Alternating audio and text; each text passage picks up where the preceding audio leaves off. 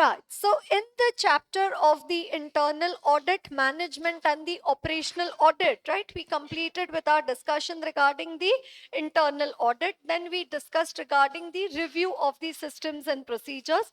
Then we studied about the three distinguish over there. And then now we are having a discussion regarding the operational audit. What is operational audit? It is an audit of the operations, the quality of the operations. It is an audit for the management in which you are checking the efficiency, economy, and the effectiveness of the operations in an organization, right? You are evaluating the quality of operations in an organization. Okay. And what question did we study? Okay, what is the need for operational audit? Okay, from where did it arise? The need for getting an operational audit done. So what did it say? The top management has been separated from the actualities in the organization. Then the traditional sources of information fail to provide the information which is required by the top management for the decision making, and that is why arose the need for the operational audit, right? Have we discussed this question, the need for operational audit? Okay, right. Then after that we have another question over there regarding what are the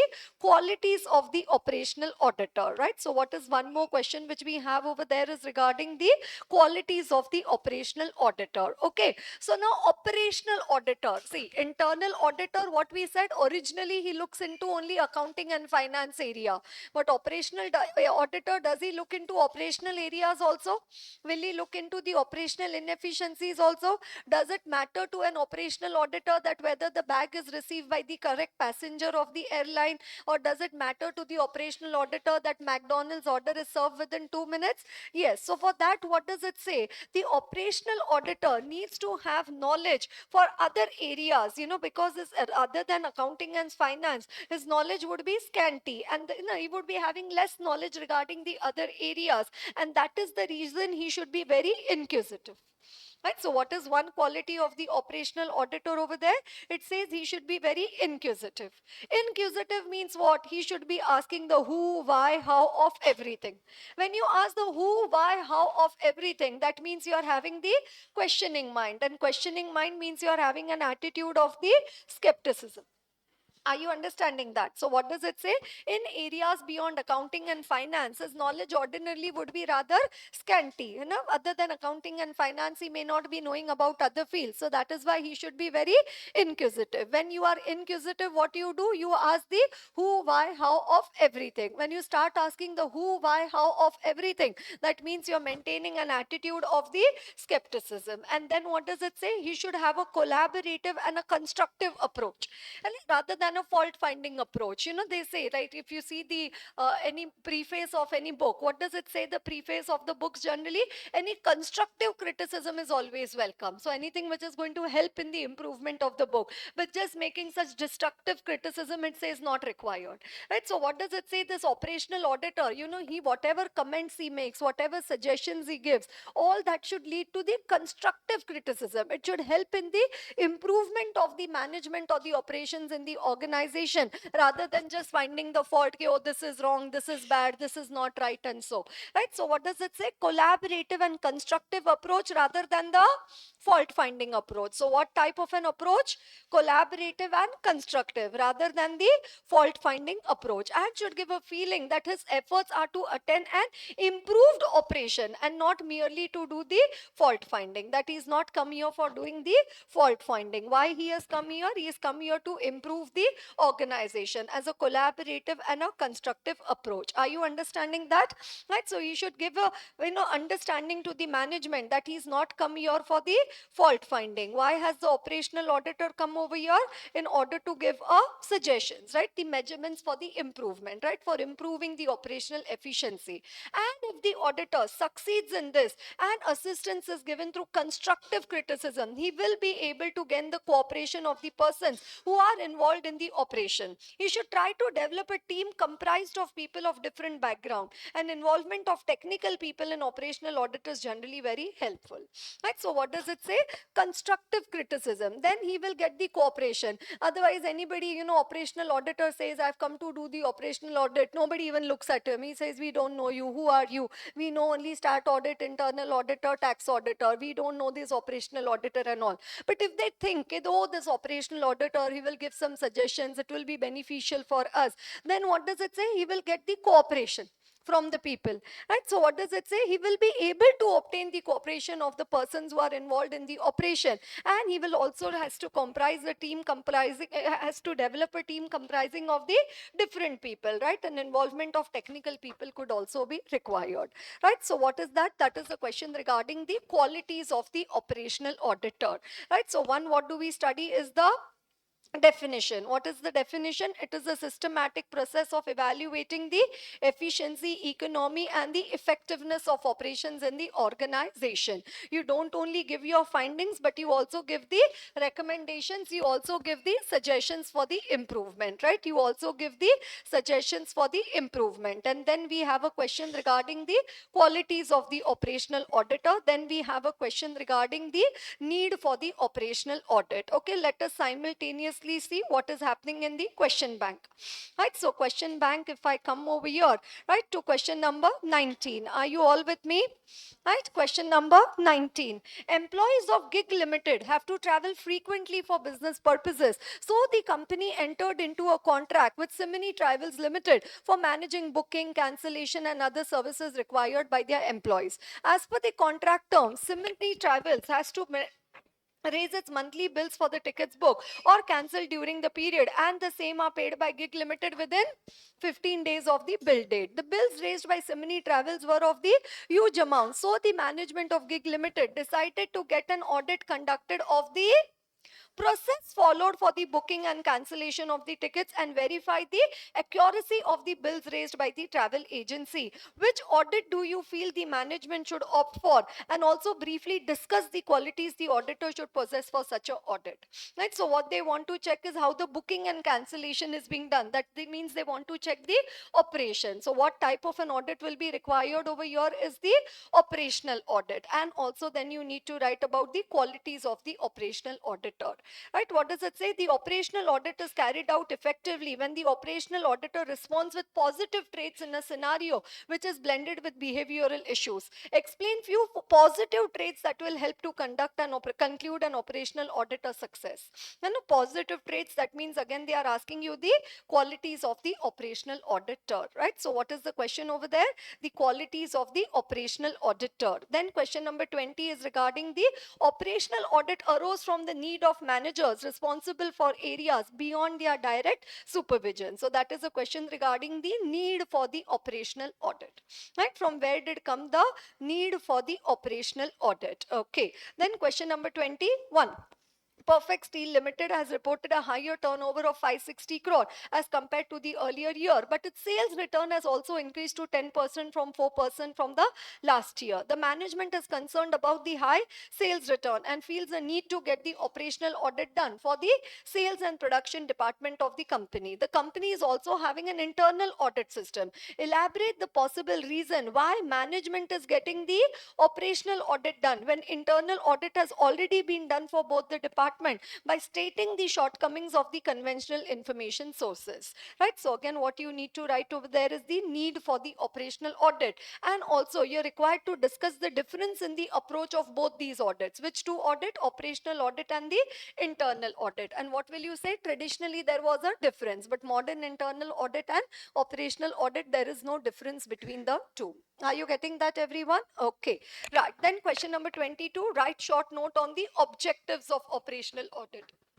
Then question number 23, in the objectives of operational audit, one of the objective of operational audit is to do the appraisal of the organization structure. So that has been asked as a retail question in the exam.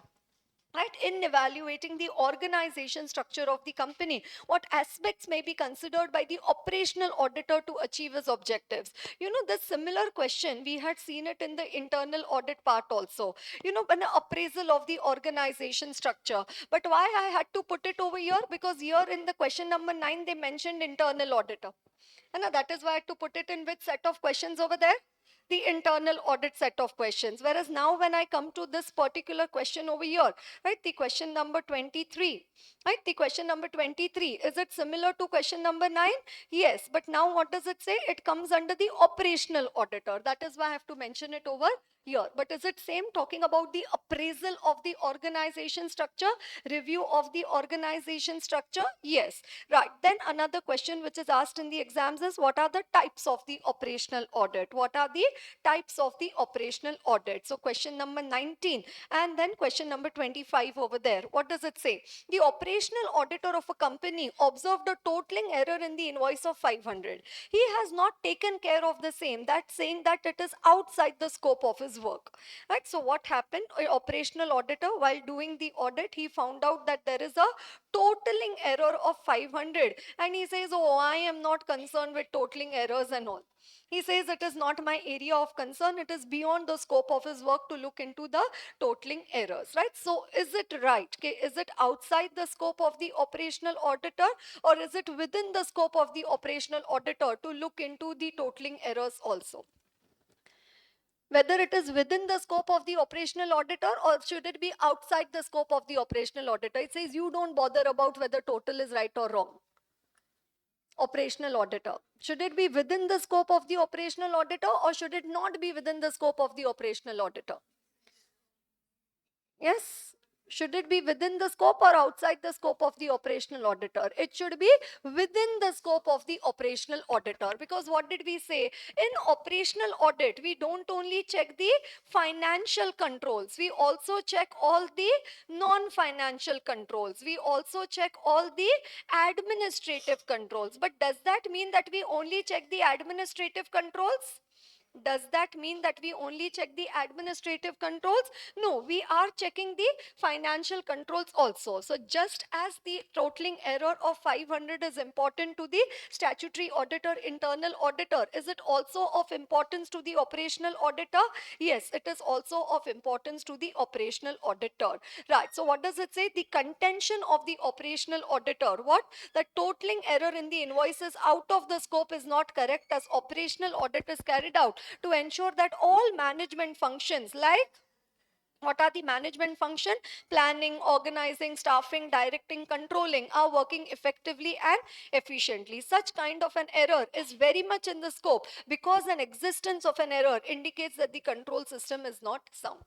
Right? So will it be within the scope of the operational auditor, an error of 500 rupees in the total? Yes, it will be within the scope of the operational auditor. Right. And first, what do they write in the answer is the definition of the operational audit. Right? To a traditional internal auditor, loss of 500 is very important. But is it also important to the operational auditor? Yes. Right? An operational audit, what does he do? He does the review of the operations. Also, he is concerned with the, yes, not only concerned with the financial aspects of the transaction, he's also concerned with the operating conditions. Right? So these are the other explanations which you can write in your answer. So that is question number 25. Are you getting that? Right, question number 25. Then we have question number 26. ABC and Company Chartered Accountants have been approached by PQR, a company engaged in iron and steel manufacturing industry. The company has been facing following operational issues: penal interest for delayed payments to the overseas vendors despite having enough cash flow. So there is delayed payment to the vendor even though they have enough money. And despite having regular production and enough inventory, there is delay in shipping the final goods to the customers, leading to the deteriorating vendor rating. As a partner of ABC and Company, through detailed discussion with the senior manager of PQR Limited, you concluded that all these delays are because of the long decision making cycles in the company. As a consultant to the company, would you recommend a management audit or an operational audit? right? Which type of audit you will recommend? Though there are operational issues, but those operational issues are coming due to the long decision making cycle. So what type of audit will you suggest over there, right? You will suggest a management audit would be recommended in this case, right? So first you need to write difference between management audit and the operational audit. And since the delays in the payment and the consequent penal interest payments and the delays in shipping and the deteriorating vendor ratings are happening because of the delays in the decision making process, it appears that this is not just an internal control or an operational issue, but an issue of the management process. That is why management audit would be recommended in this case. Are you able to follow that? Yes. Question number 27. PQR Limited has come across many instances where it could buy products at a lesser cost than the actual procurement price it paid. The management believes that the adequate purchase policy is in place, including the requirements of 3 quotations from a registered vendor, appropriate vendor vetting, and the rating mechanism. However, the on-ground implementation of the purchase policy might be defective. On-ground implementation. That means they are talking about the operations. Further, it is observed that there might be some employees involved in choosing the higher cost vendors as well. The company approaches you as to which type of audit it should get done, management or operational, and also please advise through a comparison between the two audits. So again, do you need to write the difference between the management and operational audit? Yes, and since it is not the management's decision that are creating the operational bottlenecks, the purchase policy and procedure seems to be in place, but the missing part is the operational implementation by the process employees. Therefore, the operational audit is recommended in this case, right? Therefore, the operational audit is recommended in this case. Are you able to follow this, everyone? Okay, right. So we look at question number 28, 29 also, but before that, now what we will do, we will look into the the objectives of operational audit and also the types of the operational audit, right? So question number 19 state up to question number 29, right? So 19 to 29 is mainly regarding the operational audit, right? So question number 19, right? Question number 19 to question number 29 is regarding the operational audit, right? What have we discussed regarding the operational audit? The meaning, the qualities of the operational auditor, then the need for the operational auditing. Now we come to the next question over there, which is regarding the objectives of the operational audit. Are you all with me? Right, now coming to the next question over there, which is regarding the objectives of the operational audit. Which audit are we talking about now? The operational audit, right? Operational audit. Is it right, everyone? Right? Objectives of operational audit. Does every audit have an objective? Yes. So now we are talking about the objectives of the operational audit. Okay, what is it that is going to be checked by the operational auditor? So one, operational auditor, he is going to do an appraisal. Appraisal means what? To do a review. And he is going to do an appraisal of the controls. Obviously, one of the most important aspect of checking by the operational auditor is going to be to do the appraisal of the controls. Then second, to do the appraisal of the objectives and plans, that whether the objectives of the management are being achieved, and if not achieved, then why not being achieved, right? Then also the appraisal of the organization structure. Did we see a retail question on this one? Question number 9 and question number 23, right? The appraisal of the organization structure. And the operational auditor, he will also do the evaluation of the performance. Evaluation of the performance. And you know, performance is always evaluated with reference to certain acceptable standards. Performance is always evaluated with reference to certain acceptable standards. That means what? I told you at McDonald's the order should be delivered within 5 minutes. So that's the acceptable standard. And now you evaluate the performance, that the order is not getting delivered within 5 minutes, the order is getting delivered in 8 minutes. So again, you look into the reason, okay, why it is not getting delivered in 5 minutes. So what are you doing? Evaluation of the performance, the expected performance versus the actual performance. Are you able to get that, everyone? Okay, right? So what are the objectives of operational audit over there? Appraisal of the controls, appraisal of the objectives and plan, appraisal of organization structure, and then you also have the evaluation of the performance. Okay, right. So one of the most important area, a significant gain an organization can get from the operational audit is in the area of the appraisal of the control. Operational auditing deals with the administrative controls exercised over all phases of the business, and its purpose is to determine whether these controls are adequate and effective.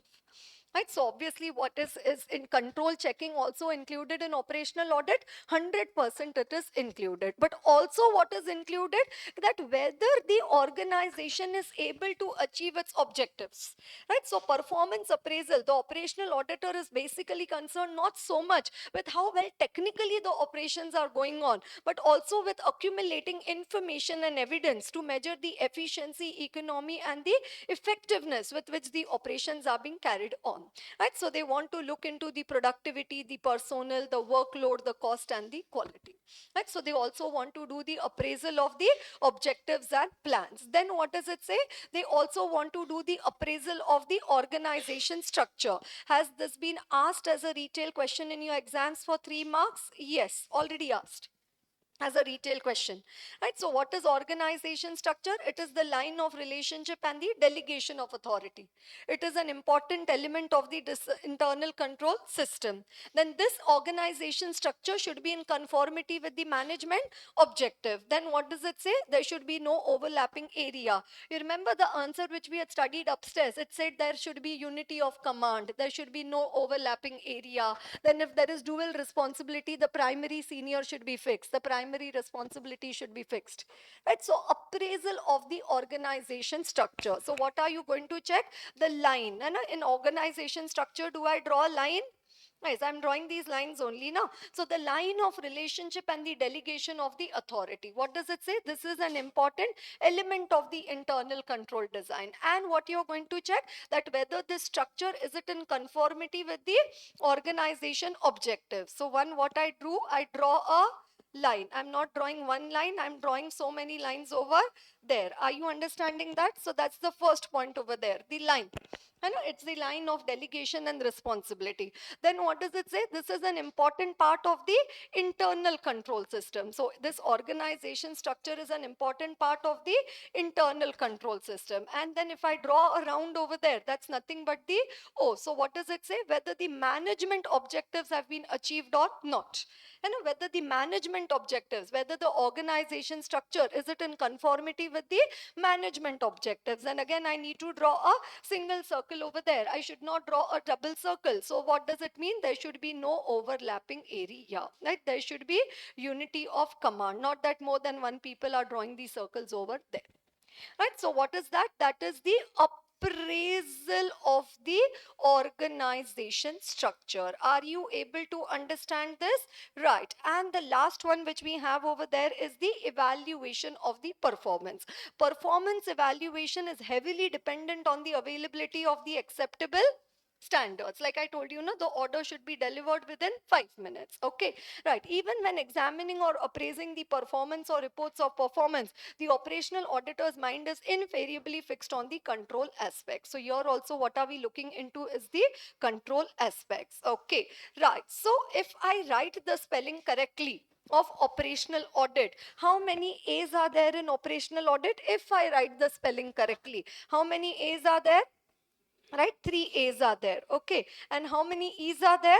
1 E is there, right? So 3 appraisals and 1 evaluation, right? Appraisal of controls, appraisal of objectives and plan, appraisal of organization structure, and the evaluation of the performance. What is that? That's the objectives of the operational audit.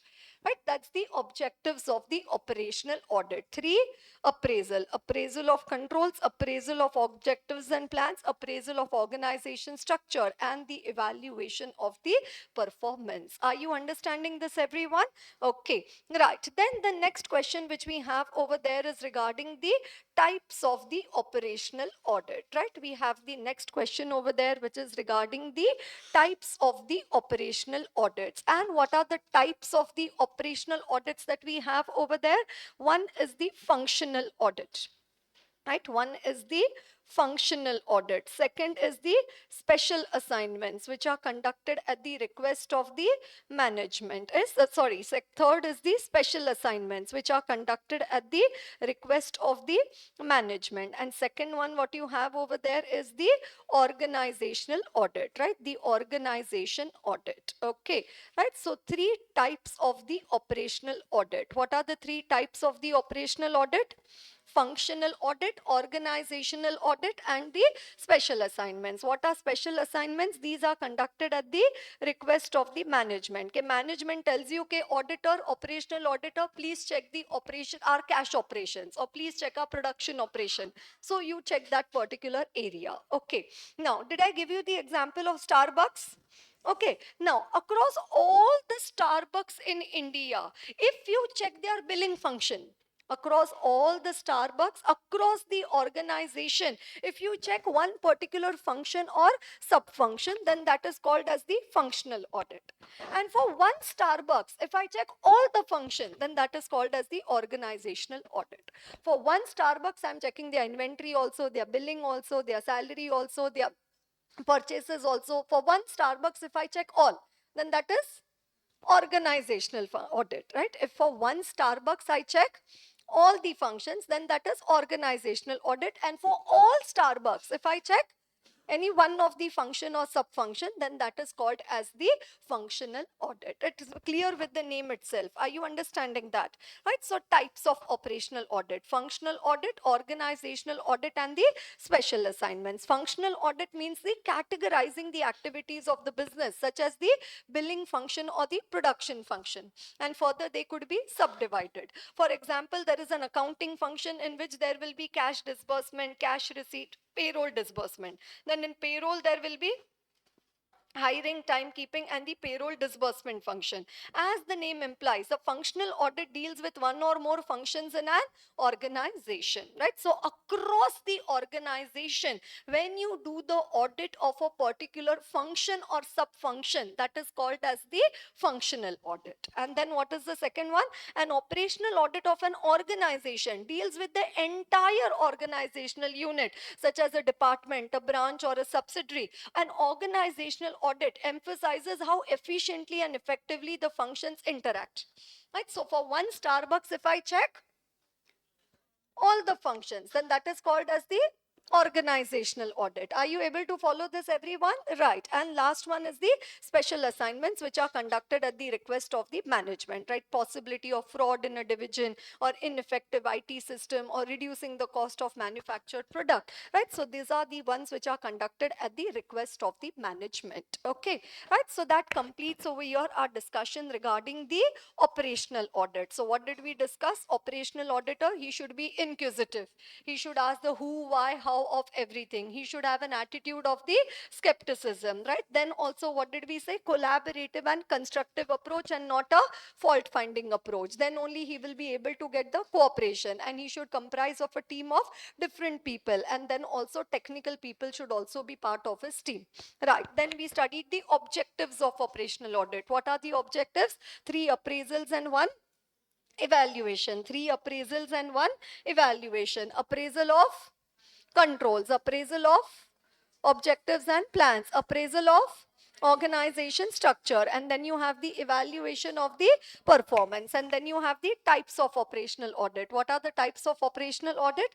The functional audit, organizational audit, and the special assignments. Okay, right. So now let's come to the last part of our discussion over there, which is regarding the management audit, right? So we've completed with internal audit, completed with the operational audit. Now let's come to the discussion regarding the management audit, right? Management audit is an audit of the management. It is an audit of the decision making. It is the audit of the evaluating the manager's ability to manage. It is a decision making audit. Right? It is a decision-making audit conducted across the organization. Are you able to follow this, everyone? Right. So now for the management audit, we are first talking about the definition. It is an audit of the management performance. You are evaluating the manager's ability to manage. Right? And does it mean that management audit means it has got something to do only with the top management? Does it mean that management audit means it has got something to do only with the top management? No, wherever a decision is taken in the organization, that is covered in the management audit. So what does it say? Primarily concerned with with whether the general management is functioning smoothly and satisfactorily. So there what we are interested in, whether the general operations were working smoothly and satisfactorily in operational audit. Here what we are concerned is the general management, is it functioning smoothly and satisfactorily? Are you understanding? In operational audit, what were we concerned with? That the general operations are conducted smoothly and satisfactorily. In management audit, you're concerned with the general management. Is it conducted smoothly and satisfactorily? Okay, right. So that completes our first discussion over there, which is regarding the meaning of the management audit. Okay, right. Then after the meaning of the management audit, you have the scope of the management audit. Like, do you know the scope of a financial, of a statutory audit? Like, you know, we say objective and scope. Now, so what is the scope of a statutory audit? That's the objective. True and fair is the objective. What is the scope of a statutory audit? Right, we audit the balance sheet, P&L, cash flow statement, statement of changes in equity, and the notes, right? And what does it say? For the year ended 31st March 2025, right? So this is the scope of our audit. Okay, we have to audit these financial statements. That is our scope. You understand? No. And if management tells us CA not to check inventory, then what we say? It's a limitation on scope. You understand that? No. Right? So similarly, now what we are talking about is the scope of the management audit. Are you able to understand what all areas are going to be audited by the management auditor? What all areas are going to be checked by the management auditor, right? So what is the scope of the management audit? He can go into the history. Why was this organization created? And then after the organization, why it was created, then the management structure, including the delegation of authority. Management structure means, again, we are talking about the authority and responsibility, the organization structure, right? So one, they can look into the purpose, why the organization was created, right? Then second, they also look into the management structure, right? The delegation of authority, planning, and the budgeting. Then the reports required for a proper management and the reports which are actually received. So it says, you know, the top management is not able to take the correct decisions because they are not getting the correct reports. So the reports required and the reports which they are actually receiving. Are you understanding that, everyone? What all will be covered in the management audit? What is the scope? Like in financial statement audit, what is included? Balance sheet, profit and loss, cash flow. Likewise, in management audit, what all is included? Purpose for which the organization is created, then the organization structure, then the reports which should be received, and the reports which are actually being received by the top management or the management. Then obviously in operation management audit also, do you check the internal controls of the company? Yes. And many a times, you know, companies, they go for a management come operational audit. And we said na, management audit and operational audit, because that's what I told you now. If decision making is good, operational efficiency will be good. If operational efficiency is good, decision making will be good. So many a times, what do companies do? They go for a management come operational audit. They go for a combined audit. Both of these audits combined together, called as the management come operational audit. And we also saw one more sentence now. Okay, management audit and operational audit are complementary and supplementary to one another. And they are complementary and supplementary to one another. So they will also check the internal controls. Then it will also check the nature of production of the business. So what line of business is the company into? Right. Then what is the line of business? Then how do they plan that particular business? Right. The production planning, how it is planned. Okay. So like say example, the company is to the making of the pencils. And some dome and some stationery pencils and some stationery eraser, sharpener and all of that, right? So what is the nature of production of the business? They are manufacturing the stationery. Now they need to do the production planning. Okay, how many pencils they are going to manufacture, how many erasers, how many compass box, how many sharpeners, and how many of the, you know, the what do you say, the pinpoint pencils and the pointed pencils over there, lead pencil or something over there, right? So the production planning. Then once you decide that we are going to manufacture 20,000 pencils per month, accordingly you need to set down your factory. Accordingly, you need to have the design, and accordingly you need to have the installed capacity. Then once you have the installed capacity, factory is ready, you will require the people to work in your factory. So there has to be the personnel policy and the personnel management. Then also what you will require in your factory is the wood in order to make the pencil, or the rubber in order to make the eraser. So you will require the material management. Then now you made all the pencil and eraser and sharpener and duster and everything of that. Will you have to sell it also? Or will you keep the 20,000 pencils with you? No. So you will also have to do the sales management and the sales planning. Are you understanding that? Right. And then again, will decisions have to be taken by the management? Because management audit is mainly what? It is about the decision making process. Right. Then also, can they review the books and records, including cost accounting records and financial accounting policy? MCQ question. The management auditor is telling, I want to check the books and records, I want to check the cost accounting records, I want to check the financial accounting policy. They are telling a management auditor, you are not supposed to look into all this. Please advise. Can he look into all of this also? Yeah, it is included in the scope of management audit. Are you understanding that? And also the financial management. Now you want to manufacture 20,000 pencils, you have so many people working, you want to have the purchase the raw material, then you also have to do the advertisement of that pencil. So for all that, will you have to do the financial management also? Yes, you will also have to do the financial management. Are you understanding? Right. So simple. All the purple color points which I have written over there are for my which factory? Stationery factory. Or more simple, if I want to keep it, it is for my pencil factory. Are you understanding? I want to set up a factory which will manufacture the pencils. Right. So what is the nature of production of the business? Pencils. Then production planning, how many pencils we want to manufacture? 20,000 example, right? Then the factory layout, then the personnel policy, then three management: material management, sales management, and the financial management. And then also, what does it say? Decision making and the books and records, right? What is this? This is the scope of the management audit. Are you able to follow this, everyone? So like, what is included in the scope of a financial statement audit, stat audit? Here we are discussing what is included in the scope of the management audit. Is it clear to everyone? Where is our checklist of what we need to discuss over here? Right. So first point which we need to discuss was the meaning. Then we had to discuss the scope. Now we look into the desirability. Right. Like I just told you some time back. Okay, is management audit required under any law? Is there any law which says that you need to get a management audit done or an operational audit done? No. So voluntarily, when would a company go for these type of audits? When they know there is something wrong in our management. There is something wrong in the management of our organization, but not able to exactly identify what is going wrong. So let us get a management audit done and we'll be able to identify the trouble spot. Are you getting that point? Right. So what does it say? The desirability of the management audit. Okay, principal reason is that there is something wrong right now. Current managerial deficiencies. Then what does it say? If there is current managerial deficiency and if this continues, it might become into a big problem over there. So early detection, what does it say? The problems can be spotted before the fact rather than after the fact, as with a financial audit.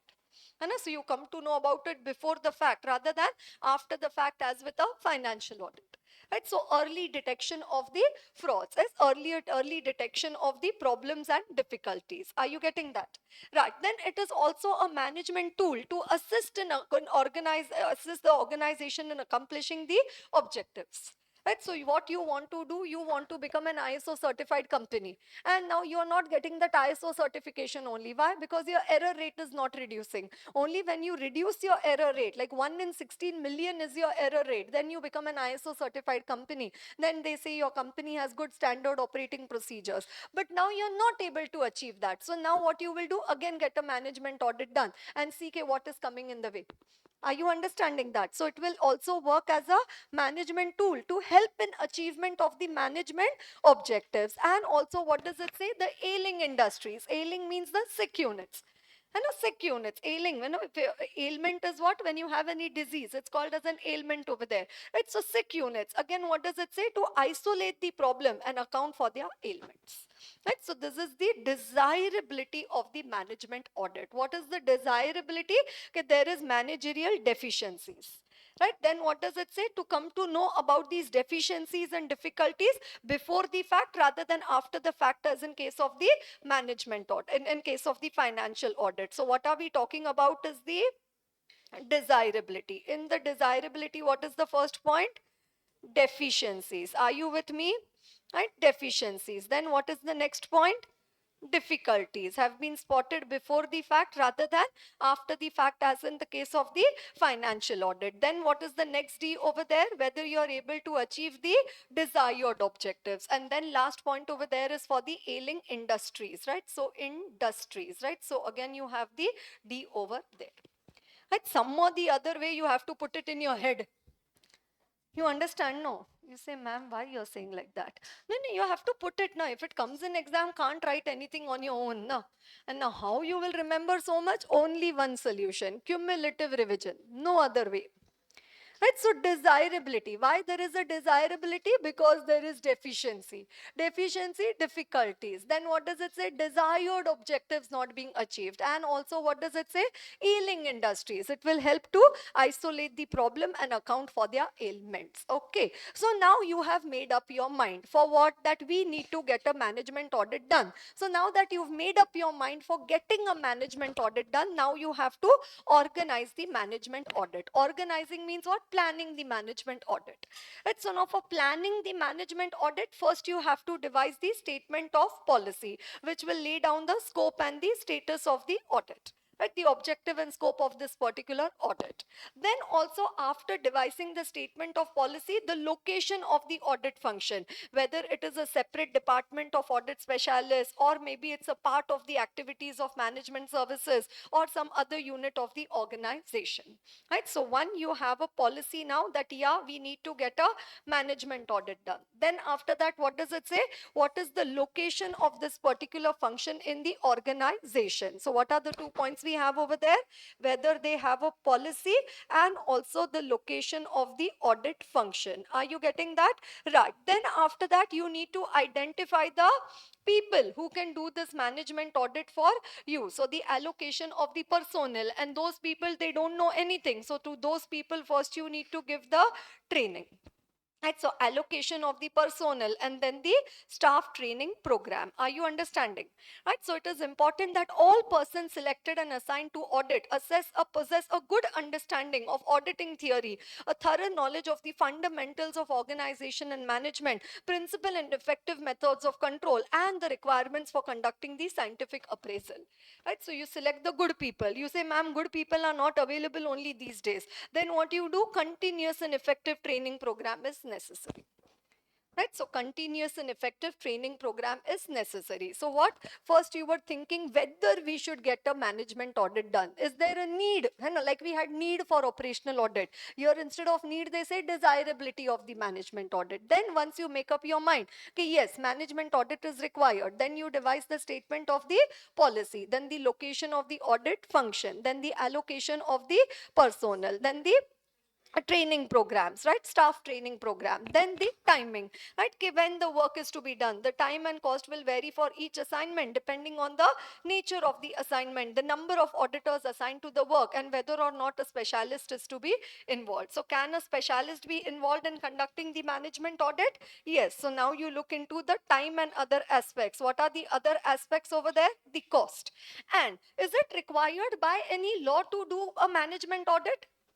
Is it required by any law to do a management audit? No. Voluntarily you may get it done. But once you decide to get it voluntarily done, then what does it say? What should be the frequency of your management audit? It should be conducted at least once in every 3 years. This they asked in the MCQ. When students see this question, they say it is out of syllabus. Or you don't read the book line by line, then everything will look out of syllabus only, no?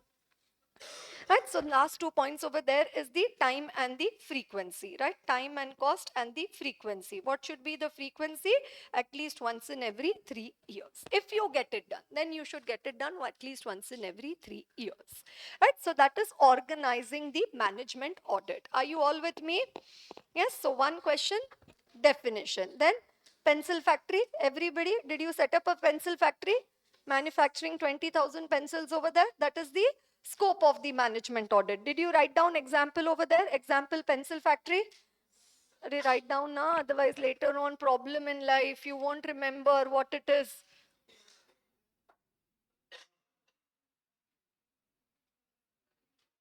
A stationery factory, pencil factory, whatever factory, right? Whatever factory you want to make. You want to make a water bottle factory, right? Water bottle factory, right? Some factory example over there. Factory setup. Okay, right. Then after that you have the desirability of the management audit. Then you have the organizing the management audit. Now we have the procedure for conducting a management audit. So this is again more like the steps. So you've already prepared your plan for doing a management audit. Now you have the procedures for conducting a management audit, right? Which audit are we talking about?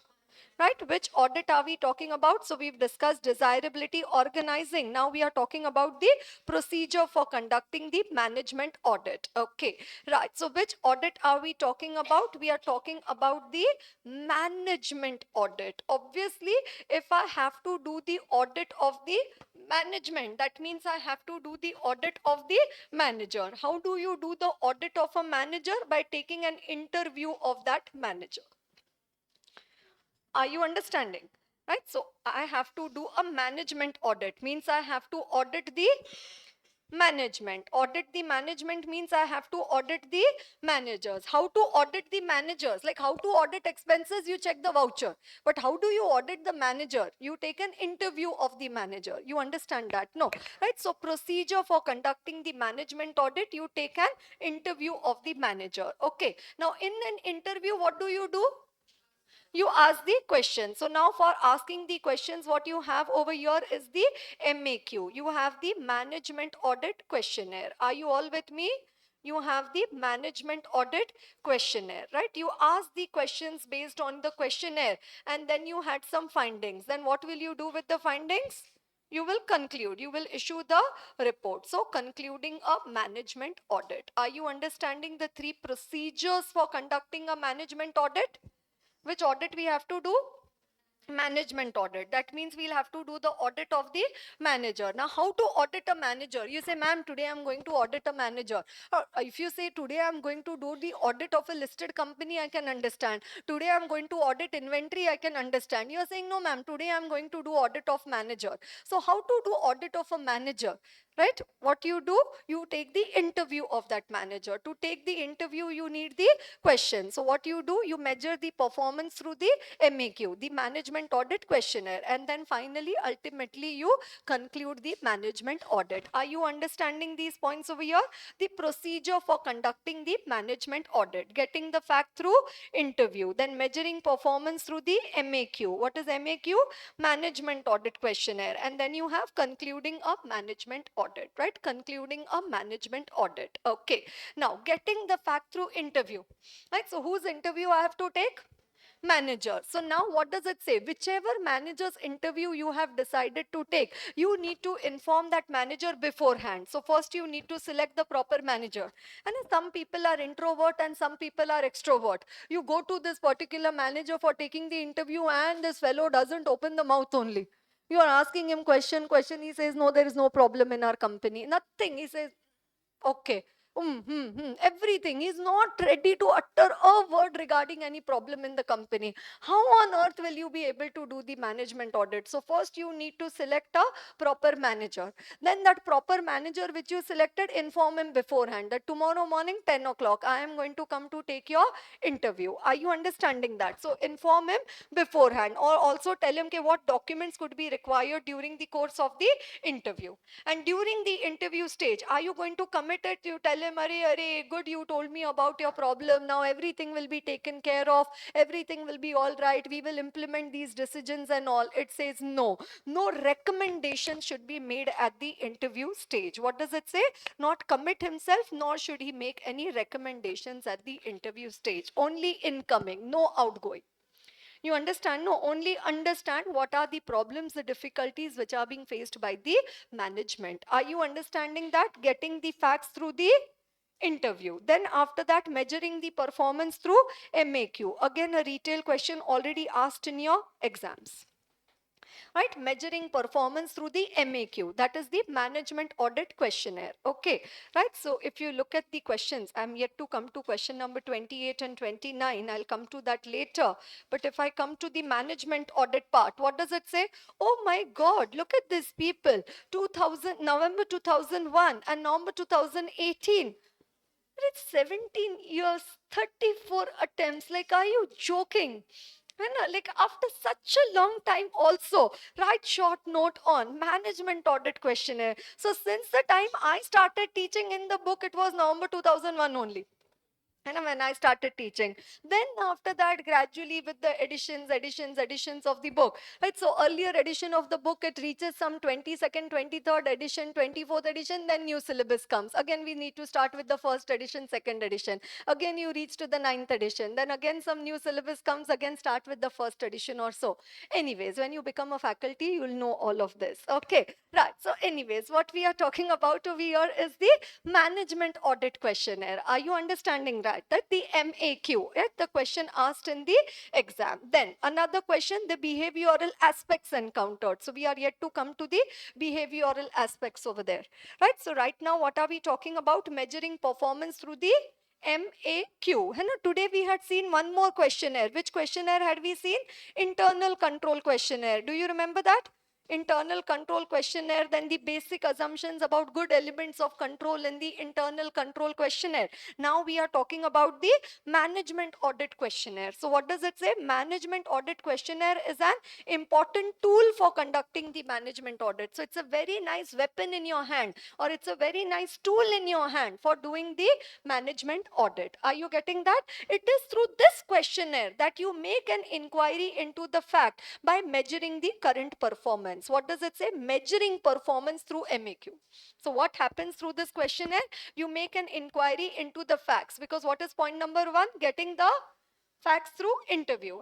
So what you do, you do an inquiry into the facts by measuring the current performance, and such questionnaires aim at a comprehensive and a constructive examination. This quality we had seen for the operational auditor also. Okay, you should have a collaborative and a constructive approach, rather than a fault finding approach, right? So it should be that all areas of management have been covered. So it should be comprehensive, and it should also be a constructive. Okay, really there has been some value addition by conducting the management audit. Then what is the primary objective of this MAQ? It will help you identify the weaknesses and deficiencies. Okay, very nice sentence over there. How well or how badly the management functions of planning, organizing, directing, controlling are being performed.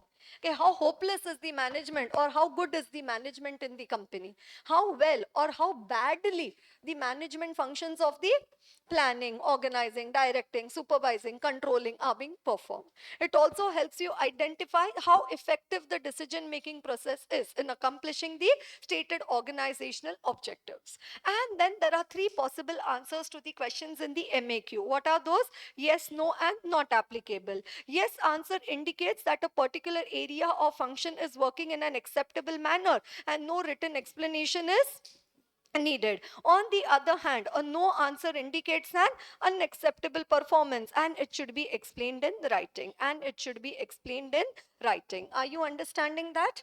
Right? Management audit questionnaire. What does it say? It is an important tool. It is through this questionnaire you do an inquiry into the facts for measuring the current performance. You come to know the weaknesses and the deficiencies, how well or how badly the management functions are being performing. You also able to evaluate the effectiveness of the decision making process. And then it says 3 possible answers to the questions in the questionnaire. Yes, no, and not applicable. Yes means that particular area function is working in an acceptable manner. No written explanation is needed. exceeded, and on the other hand, no indicates a unacceptable performance, and it has to be explained in writing. And then what is the last procedure for conducting a management audit? It says concluding a management audit, right? So concluding a management audit means you have to issue the management audit report, and in this report you will have the findings and the recommendations, right? And the alternative recommendations may also be given, right? So is it a report which will only have the findings? No, it will also have the recommendations, that is the suggestions for the improvement. Okay, not only protective but also constructive function, and not only protective but also the constructive function. Are you all able to follow this? Okay, right? So that is a question regarding the procedure for conducting the management audit. Okay, next question over there is regarding the types of reports. Rather than types of reports, I can simply call this as, the steps of reporting by the management auditor. Okay, management auditor, when he was doing the management audit, he came to know about some cash misappropriation or some embezzlement which is happening in the company. Okay, will he wait for his final report to be issued and that time he will inform the management about this cash embezzlement? No, immediately he has to bring it to the attention of the management on an oral basis. Right, on an oral basis. Let's like say some cash embezzlement is being taking place or so. Emergency action needs. He may come across embezzlement. Immediately inform the concerned management orally so that steps may be immediately taken to prevent the further embezzlement. Okay, right. Then after that, what does it say? Interim, but before issuing the final report, will you issue the draft report over there? Right. So this draft report is called as the interim written report. In situations where it is deemed advisable to inform management of the significant developments during the course of audit, or at least preceding the release of the regular report, there may be some kind of an interim written report, and then you issue your normal, the regular written report, which is the formal written report, right? Which is the formal written report. So what did I tell you? Rather than types of reports, is more the steps of reporting: oral reporting, interim reporting, then the regular, the final reporting. And now, say during the year in the company, a management audit took place, and this management auditor, he issued an 80-page report. He issued an 80-page report, small nook and corner. He's saying these are the managerial deficiency. Now, in the company, will there be audit committee, board of directors? Right? Will they also look into the findings of the management auditor? Will they also like to look into, okay, oh, during the year in our company, management audit happened, and what were the findings of the management auditor? But now, this top level management, this highest level of management, do they have the time to go through the entire 80 pages report? Do they have the time to go through the entire 80 pages report? No. So that is why, for the utility of the top management, on the basis of the regular written report, they will prepare a summary written report, which is also known as the flash report. And this report is meant for the top management. Right, so again, a retail question has been asked in your exams regarding the summary written report. Right, again, a retail question has been asked in your exams regarding the summary written report. Right, so these reports, like, when you see the news, evening 8 o'clock, 9 o'clock in the night, when you see the news, first you see the headlines over there. Some 6-7 headlines in the news over there, and then after the headlines they pick up one headline and then keep on discussing and show more details about it.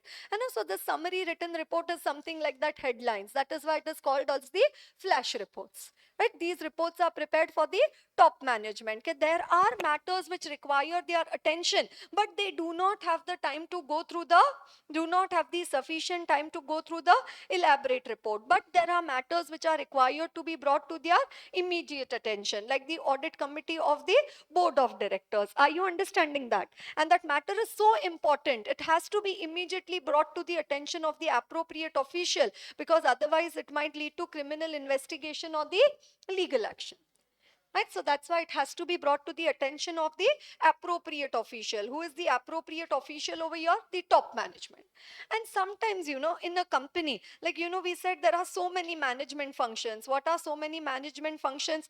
Planning, organizing, directing, controlling, supervising. Now, for each of these functions of the management, separate management audit would have been done.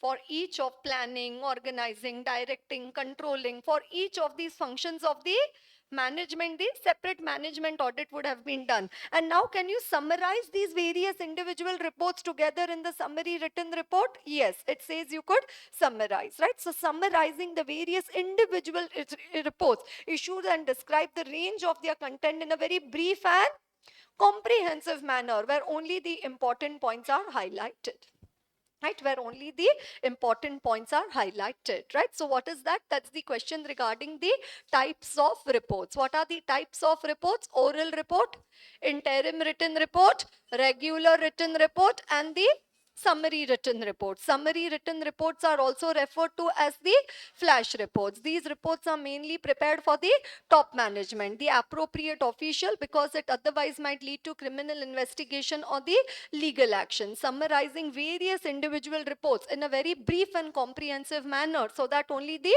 important points are highlighted. And these reports are mainly prepared for the audit committee and the board of directors, or the board of directors, because they do not have the sufficient time to go through the elaborate report. But there are matters which require their immediate attention.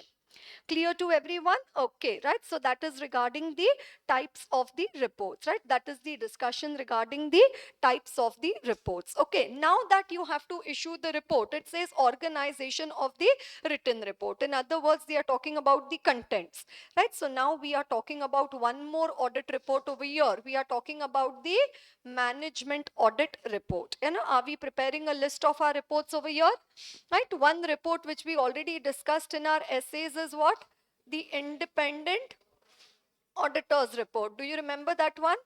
Right, the independent auditor's report, which we had discussed in the 700 series. And now we see due diligence report, forensic audit report, internal audit report, and now we are seeing the management audit report. Right, now what we are seeing is the management audit report. Are you all with me?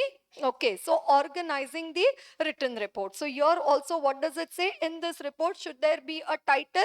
Yes, it says descriptive title so that the subject matter can be easily identified. So you can have the management audit report of ABC Company Limited, and like forensic audit report. Like here, you could name it as the management audit report. Then after the title, you have the objective and the scope. Then after objective and scope is very constant, na? It comes in all the reports. So title, then objective and scope. Then after that, the findings, conclusions, and the opinion. Oh my God, 3 words they've used over there.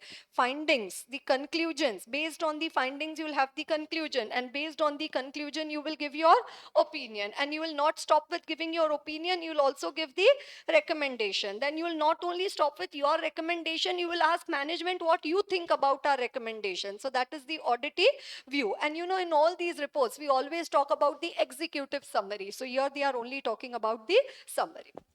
Right? They are talking about the summary. Now, findings, conclusions, and opinion. These may be given either department-wise or in the order of the important. All the facts and data pertaining to the situation should be assembled, classified, and analyzed. Each finding should be discussed comprehensively and correlated with the other findings. Conclusions and opinion should normally follow the findings. Then tables or graphs may be used for the presentation of the statistical data in the appendices. Right? So that's the findings, conclusions, and the opinion. So what are 3 points over there? Now, what are 3 points? Title, objective, scope, findings, conclusions, and opinion, and then recommendation, auditee view, and the summary. And a recommendation, auditee view, and the summary. What is that? The organization of the written report. Is it clear to everyone? Organization of the written report. Right. Now coming to the next one, $1,000,000 question over there. The behavioral aspects encountered in the management audit, and also what are the solutions to these behavioral problems, right? So it is trending. Quite a lot of questions come in the exam from this one. Right. What was the procedure for conducting the management audit? Did we talk about organizing? Yeah. What was the procedure for conducting the management audit? Right. One, getting the fact through the interview. You get the fact through the interview. Then you measure the performance through the MAQ. And then you conclude the management audit. Is it right? And these are the procedures for conducting the management audit. Okay. And now, it is so said that these management auditors, and whose interview they are going to take off? They are going to take the interviews of the management. So in commerce, you have a term that the people who are actually doing the work are called as the line people, and the people who are overseeing the work or something, they are called as the staff people. You understand? No, staff and line conflict is what we have. Like, somebody is giving a suggestion. Your engineering student friend is telling you what you are studying so many days before the exam, what you are attending classes, not bunking any classes. This is how now you're, ruining your youth in all this entire process. This is not how you should be. Take a chill pill. Just be very relaxed. You tell him, boss, you don't know what CA course is like. So you don't understand, what are the challenges which are there in the CA course. So now this manager, he is facing a lot of problem, and he is telling the management auditor, oh, I can't tell you how much delay happens in decision. Oh, I can't tell you, don't get the correct information. And management auditor says, what is the fuss that you're making about? What is the big deal in that? You can go and ask the information. He says, see, that is why I never wanted to tell my problem to you, because you can never understand my problem only. Why? Because they are not in the shoes of the manager. No, for somebody to understand your problem, can an engineering friend of yours understand your problem? Arey, they cannot understand your problem. Only another CA friend of yours can understand your problem. So what is one big problem in doing the management audit is the staff and line conflict. What does it say? The management auditors are the staff people, and the managers or the management are the line people. And these management auditors think that their solution is the only solution. And then staff people, the line people, they are not able, convinced with the views of the management auditors. Are you understanding that? Right. So, and then another image, there is an image which is formed of every person. No, they create a particular image. Like, if you see some particular, movie actor, that this movie actor is always a villain in the movie, or this particular movie actor, she's always a mother in the movie. You have an image, no, of a particular person or so. If you see them in a different role, then it's found to be different. So it says the general image which the management auditor has created for himself in front of the management is that he is a critic, he is a fault finder, and he is a private spying authority of the top management. I don't know how to say it in English, but let me try. Okay, he is the spoon of the top management. Those who know Hindi can able to translate it. He is like a spoon of the top management over there. Okay, you're not getting it. No problem. He is like a private spy. Those who know Hindi in the class, you can explain it to your other friends later. Okay, now, okay, he will come, goody goody, take our interview, get all the info. You are explaining it now only to your friend. Are tell later now? Okay, so all goody goody, talking to the manager. Oh, manager, this is your problem. Oh, this is what is happening. Okay, okay. And then what you go and tell the top management. Okay, array, this manager, such a horrible person. Why he is there in your company? You should punish him. You should give fine to him, and then remove the power which has been given to him. Oh my God. So what is another problem which may happen with the management audit? One is the problem with the conflict. Second, it may lead to a change in the control, that powers might be taken away from you, because say it is found out that you are not doing your work properly. And also, what does it say? They say, oh, this management auditor will come, then he will find out that we are not doing our work properly. He will go and tell the top management, and top management will bring a new system, and the new system, they will again give us new training for the new system. They say we are not at all interested in any type of change. And there is an inbuilt resistance to change. And they don't, they say whatever it is happening, if the fan is working at the speed of 1, let it work at the speed of 1 only. No need to increase the speed of the fan to 4 or 3 or something like that. How management is working in a very, very lazy and lousy manner, let them continue to work in that manner. So these are the problems which are encountered in conducting the management audit. What are the problems encountered? The staff and line conflict, then the control, and the resistance to change, right? So we have 3 C's over there. What are the 3 encountered? What did you encounter over there? The relationship conflict you encountered. Then you encountered the control, and then you encountered the change. Are you encountering all of this? Right? The behavioral aspects or the behavioral problems encountered in the management audit, right? What does it say? The management auditor deals with people as against the financial auditor who deals with figures. You know, whichever of you doesn't pay attention to whichever of the question in the class, that question will come in your paper specifically. That means you will be writing different attempts. No, okay, right. Anyways, है ना? The management auditor deals with the, pay attention na. Some of you occasionally you are paying attention to me. In between they listen. Madam is still talking about management audit only. Then otherwise they are looking here, there, like that. But what you are doing?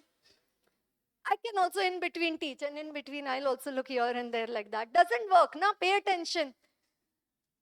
These chapters, mainly students, when they do a revision class or some class, they realize, oh, these are the chapters I did not study properly. That is why the failure came to me. Okay, right. So anyways, what we are talking about over here, okay, what are the problems encountered by the management auditor? What are the problems encountered by him? The conflict. Which conflict? Conflict between the management auditors and the manager, because management auditors are the staff people and managers are the line people. It says they tend to discount the difficulty which has been faced. Yes, what does it say? Management auditors may be the employees of the company. Right, so what is the general image of the management auditor? That he is a critic, he is a fault finder, he is a private spying authority of the top management. Did we say that? He is a critic. His general image is created what? That he is a critic, he is a fault finder, and he is a private spying authority of the top management. Then, staff relationship is inherently prone to the conflict. Management auditors may be the employee, and other employees are likely to regard the management auditor the same way as they are regard the other employees of the company with a lack of auditing authority. So they may be like, who are you to ask me a question how I am doing my work? You are also an employee just like me. And so they may think that this is a person who does not have the auditing authority. Okay, and on the other hand, management auditor, being specialist in their field, may think that their approach and solution is the only way to resolve the management audit issue. So they are in another planet only. They think, oh, I only know what is the problem to this solution. They don't even understand the problem, but they think they know the solution. Are you understanding that? So that is staff and line conflict. Then what does it say? Control. Management auditor, they will also evaluate the effectiveness of the control. And whenever they come to know the controls are not being followed properly, the auditees means the manager, might fear that management audit report may create their incompetent impression on the top management.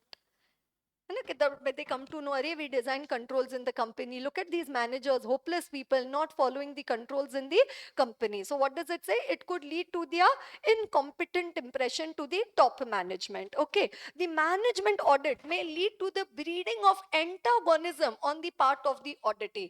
They say we hate management audit. Who is saying that? The managers are saying so. Now, why are they hating the management audit over there? One, they have the fear of criticism. Fear of criticism. Then they have a fear of the changes in the day-to-day working habits because of changes resulting from the audit recommendation.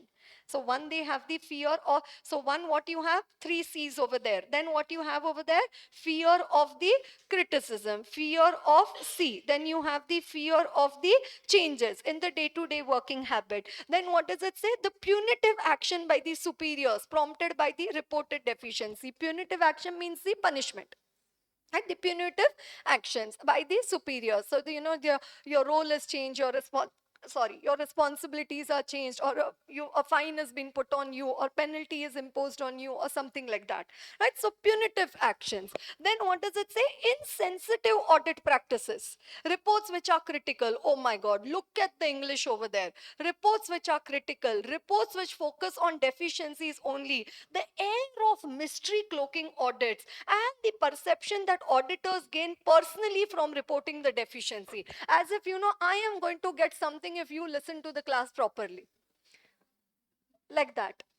You understand? No, it says the perception that auditors gain personally from reporting the deficiency. What auditor has to do? He is just helping you to improve the managerial deficiencies in the organization. And what does it say? Again, an amazing English over there. Hostile audit style. So that is the HAS.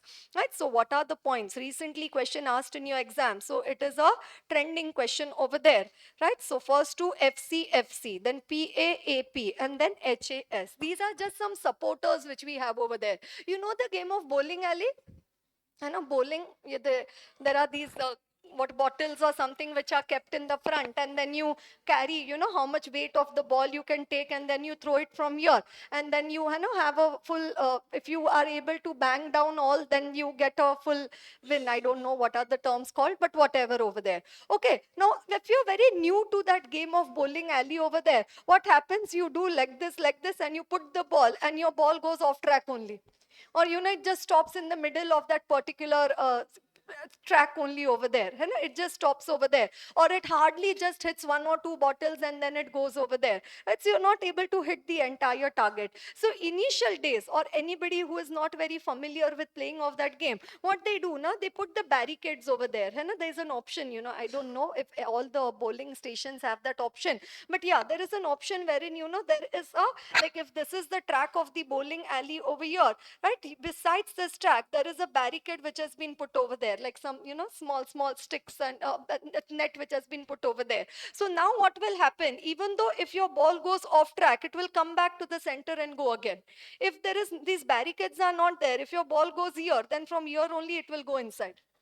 You understand? No, that means so you lose the attempt only completely. But if these barricades are there, does it again bring you on track? Does it again bring you on track over there? Right. So even though if you happen to go offbeat, but again, you remember fear of change, fear of criticism, then you remember punitive action, then the audit practices, then the hostile audit style. Right. So then you again come on track of writing of the answers. Right. So that is why we need to have these support systems over there. Right, we need to have the support systems over there. Right, so what does it say? The causes of antagonism. What are the causes of antagonism? Fear of criticism, then the fear of the change in the day-to-day working habits, then the punitive action, then the insensitive audit practices, and then the hostile audit style. Hostile means auditor is very unfriendly. A cold and distant aspect is the lack of understanding of the auditee's problem. The management auditor is not ready to understand only the auditee's problem, and absence of empathy. He says, how you cannot work for 21 hours a day? I am wondering.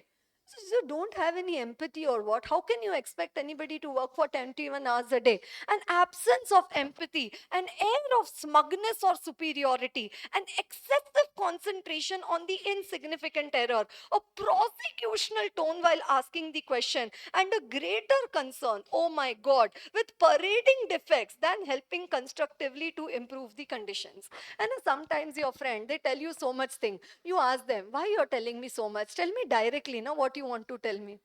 You say, come to the point, na? And parading the defect, going on and on and on, half an hour you're listening to the story. You say, tell me whether I should stay with you as a roommate or whether I should find another place. Tell clearly, na, why you're beating around the bush. And this happened and that happened and this expense, then light went and this happened and water and this and that. You say, what is the problem? Come to the point and tell me exactly. Right, so here it says this the hostile audit style of the management auditors. What it could be? Absence of empathy, air of smugness or superiority, excessive concentration on the insignificant error. Okay, what? You did not put a comma in the 10,000 is eating the head of the manager. Why is eating the head? You did not put a comma in 10,000. He says, "Arey galti ho gayi, bhai, dal दूंगा." And by mistake, I did a mistake, I will put a comma next time. Now, this is so insignificant. You are eating his head. No, you did not write the before USA. And you just wrote USA. You cannot say USA. You have to say the United States of America. So you'll say, okay, next time I will say the United States of America. I will not say United States of America. So these are error, but yeah, this is insignificant. No, what does it say? The insignificant errors, or a prosecutional tone when asking the question, as if that yesterday left, right, center. You remember yesterday's left, right, center in the investigation happening over there? So prosecutional tone and a greater concern with parading the defects than helping constructively to improve the conditions. Okay, right? So that's the control. And the last one is the resistance to change. Another, what does it say? That auditor study of the systems and procedures may give room for the recommendations for the changes, and there is certain inbuilt resistance to change, right? There is always an inbuilt resistance to change, right? So what question are we discussing over here is the behavioral aspects encountered in the management audit. Are you all with me?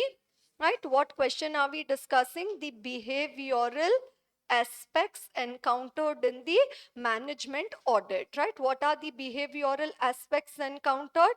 The staff and line conflict. Then after that, the control and the inbuilt resistance to change. In the control, you have the point regarding the breeding of antagonism. So again, you have the reasons for the antagonism. What are the 5 points over there? The fear of criticism, fear of changes in day-to-day working habits, then the punitive action, then the insensitive audit practices, and also the hostile audit style, right? And also the hostile audit style. Okay, whenever there is a problem, there is always going to be the solution. Right? So now what does it say? This management auditor has to convince to the manager that I have not come here for the fault finding, but I have come here for the mutual problem solving. Right? Management auditor, what is the impression he has? That he is a critic, he is a fault finder, and he is a private spying authority of the top management. But what he needs to convince to them, that I have not come here as a accuser or a secret agency of the management to try upon the happenings of the audited division. They would be unwelcome. So you cannot play the role of being a secret agent or a private spying authority of the top management. Relation between the auditor and the auditee may improve if the auditor acts and is perceived as a professional advisor and consultant. So rather than you being seen as a critic, a fault finder, or a private spying authority of the top management, what impression you should create? That you are not the villain, but you are the professional advisor and the consultant. That you are the professional advisor and the consultant. Are you understanding that? Then you also need to demonstrate what? Okay, this audit is a part of an overall program mandated by the higher level authority. So I am not doing it just for the sake of it. It's a higher level authority which has mandated this particular audit to meet the higher level organizational needs for both the protection and the maximum constructive benefits, right? So it is mandated by the higher level authority. Then the objective of the review is to provide the maximum service in all managerial dimensions. Then review will be conducted with the minimum interference with the regular operations. And the responsible officers will be kept fully informed and have an opportunity to review the findings and the recommendations before any audit report is formally released. So you tell the manager, take him into confidence, that you tell me your problem. Whatever is your problem, we'll think about a solution regarding the same. Right? So you give me your recommendation. You know this is the problem. According to you, how this problem can be solved. So he says this could be the solution to the problem. Then what management auditor does? His problem, his solution, he incorporates in the report. Then manager will he feel good? He said, yeah, see, I had given this suggestion. This is my suggestion only. Right? So will they participate then in the conduct of the management audit? Yes. Will they then participate in the conduct of the management audit? Yes. So what does it say? Fully informed of his findings and the recommendations before any audit report is formally released. And it is essential to create an atmosphere of the trust and friendliness so that audit reports are taken in the right perspective. Right? So this is the initial discussion which is there for the solutions to the behavioral problem. What is the solution? You should convince them that you are a professional advisor and a consultant. Okay, this is a audit program which is mandated by a higher level authority. Then maximum service, minimum interference. Are you understanding? Maximum service and minimum interference. Then you will also keep them fully informed of the findings and the recommendations. Are you getting that? Okay. And then after that, what are the solutions to these behavioral problems? 3 solutions to the behavioral problems. What does it say? Constructive criticism. No destructive criticism. What type of criticism? Constructive criticism. Then very important one, the participative approach. The participative approach. And the last one is the reporting methods. Last one is the reporting methods. Right, so the behavioral aspects encountered in the management audit, and then what are the solutions to those behavioral problems? What are the solution? Constructive criticism, participative approach, and the reporting methods. Right, so constructive criticism, what does it say? Okay, whatever the management auditor, he should focus only on the, concentrate only on the constructive criticism. He should also make obvious in his report the value of his comments in the tangible terms. And that's what we said, insignificant errors and prosecutional tone and all that type of attitude should be avoided. Only then the suggestions will carry weight with the auditees, and they will feel convinced that the auditor has been objective in his remarks in the report. Because the problem is with the system, the problem is not with the person. Right? So if you any time point out to a particular person, that person will not take it positively. Right? So what does it say? You need to identify the problem with the system because of which the things are going wrong. Are you understanding? Then it says that the auditee will feel convinced that the auditor has been objective in his remarks in the report. Right? So constructive criticism. Then reporting method, what does it say? He should adopt a friendly but a firm tone in his report. Like friendly. So don't be prosecutional in your tone. Be how? A friendly but a firm tone in his report. And in case if you have a difference of opinion, no need to fight like cats and dogs, no? And you have a different opinion about something. Somebody says that you favor this political party. Other person says I favor another political party. No need to fight over there and say, how can you favor this party? You should also be favoring this party. You can just say, I think I have a different view about the same. And also, what does it say? You can disagree without being disagreeable, and you can criticize without being critical. So just simple, leave the conversation over there. Okay, I think I have a different opinion about this. Let us not talk about this further. Simple. Disagree without being disagreeable and criticize without being critical. Okay, right? And concentrate only on the areas that need the improvement rather than, again, error, what you say, comma not put and the not put and inefficiency, deficiency, forget all that. And focus only on the improvement, right? So that is regarding your reporting methods. And what is the last one over there? The participative approach, right? What does it say? Okay, management auditor, whenever you go for doing the management audit, you take the interview of the manager.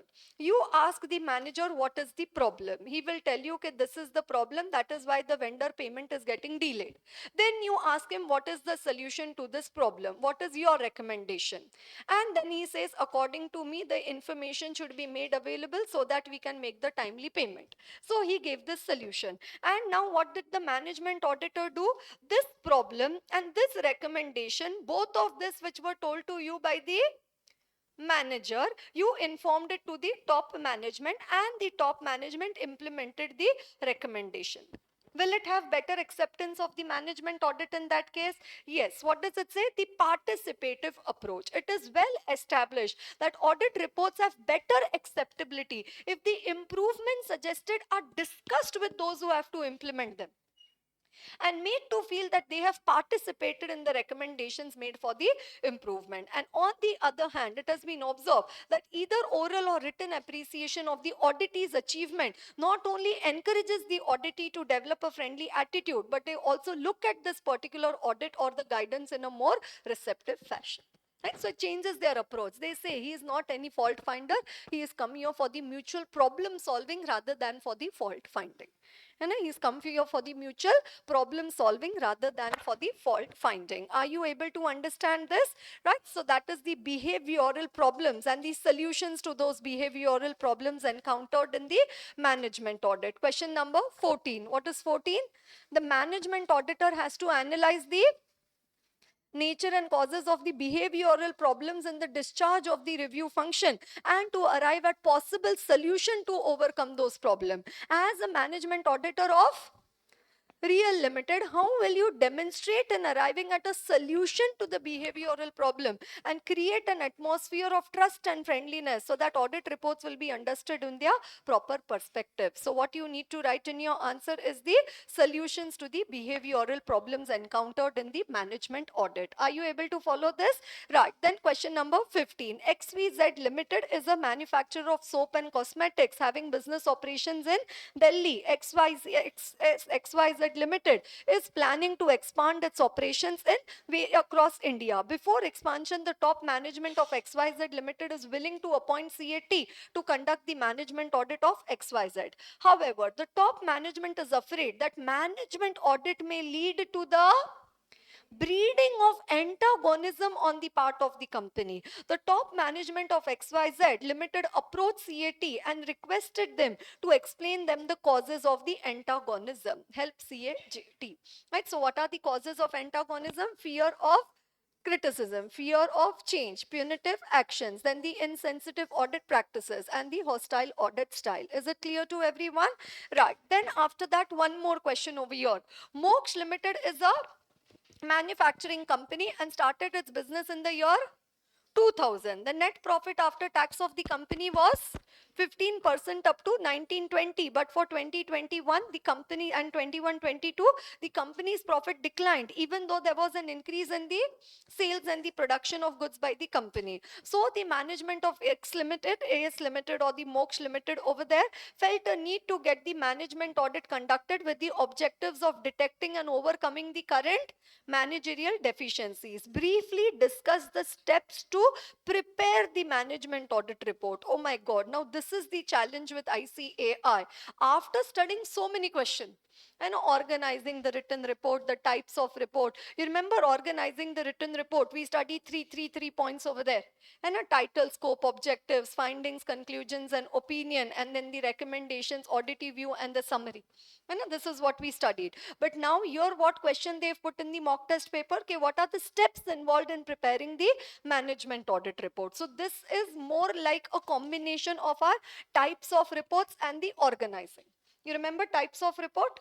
Oral report, interim written report, regular written report, and then the summary written report. Do you remember that? Okay, right. So now it says what are the steps involved in issuing the management audit report or preparing the management audit report. So one, what you need to think is planning the audit report. The auditor should ask himself, what do I want to tell the reader about this audit? Then he will be able to communicate effectively. Okay. Then after that, whatever you want to tell the reader about this audit, you have to support it with the information. So management auditor should supplement his report with the appropriate evidence, and with sufficient and convincing supports the conclusion. Then once he gets the supporting information, he should prepare the draft report. Then after preparing the draft report, he should also prepare the final report. Then whatever in the final report the recommendations have been given for improvement, what to do? Take the follow-up action of the recommendations, whether they have been taken by the management. Do you remember we discussed this in internal audit also? In internal audit also, I used one term over there, ATR, action taken report on the prior audit issues.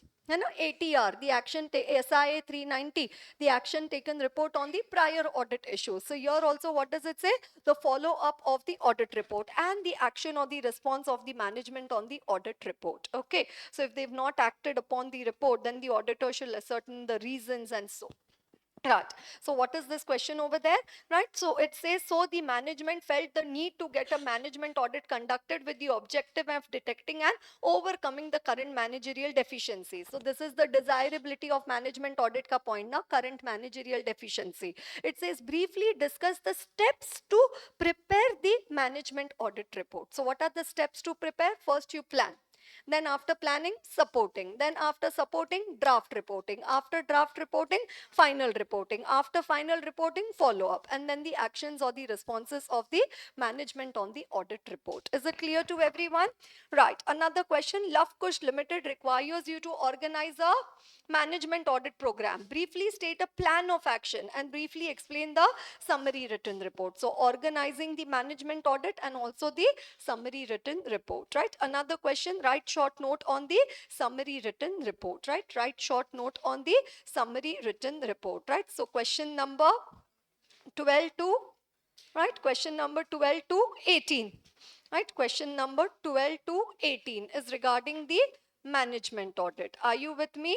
Right? Question number 12 to 18 is regarding the management audit. Okay, and then here I had left a few questions over there, right? This question number 28.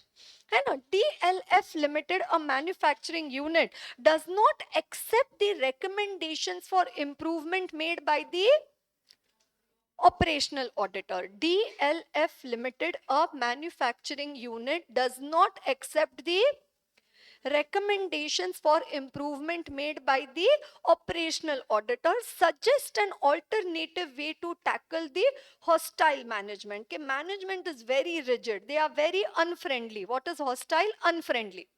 And they are just, auditor is giving suggestions for improvement, but what is management? Very hostile. So what is the only solution to this problem?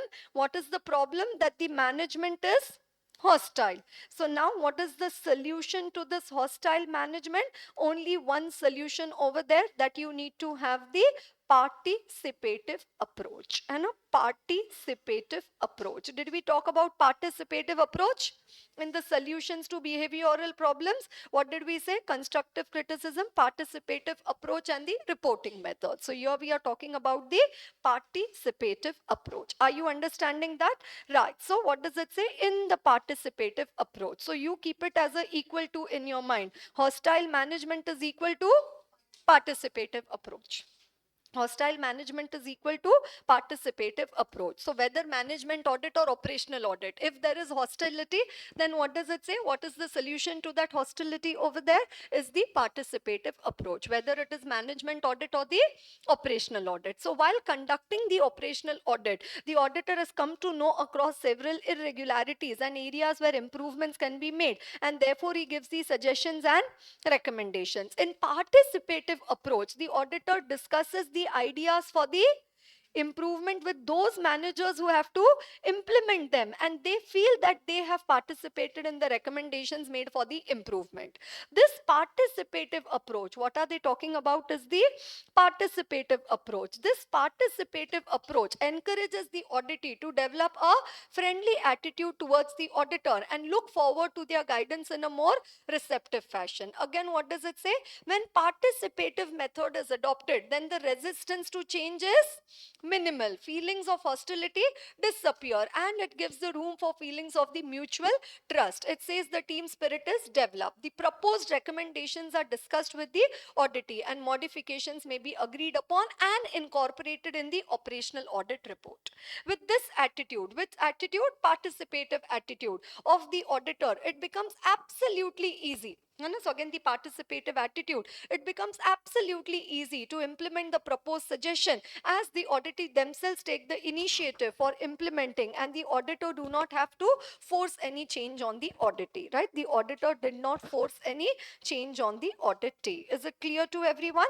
And hence, operational auditor of DLF Manufacturing Limited should adopt the above mentioned participative approach to tackle the hostile management of DLF. Right? So participative approach to tackle the hostile management. Are you getting the words over there?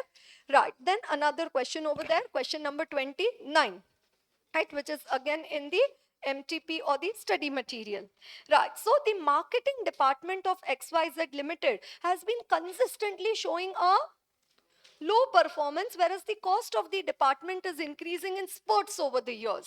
The management believes that since the marketing department is under the regular radar of the CFO, an audit might result in the employee hostility. Also, an operational audit of marketing department was done 2 years back. However, the recommendations of the previous audit were not followed by the concerned employees. Please advise the management if another audit is the solution and whether only one-time operational audit is enough. Further, advice on the ways to deal with the employee hostility. So employee hostility, for that, what do we say?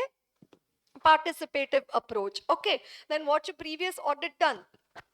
Whether it is a one-time operational audit, no. What do we say? At least once in every 3 years. The management audit and the operational audit, if conducted, they should be conducted at least once in every 3 years. And this is one new learning which we are getting in this answer over here. The continuous improvement cycle of operational audit. So improving the operational efficiency in the organization is a continuous improvement cycle. How it can be depicted? It can be depicted by PDCA. What is PDCA? Plan, do, check and act. Right? So what does it say? What is the continuous improvement cycle? Plan. Right? According to the plan, do. Then after you do, you check. And after you check, you again act, and then again based on the act you plan, right? So what does it say?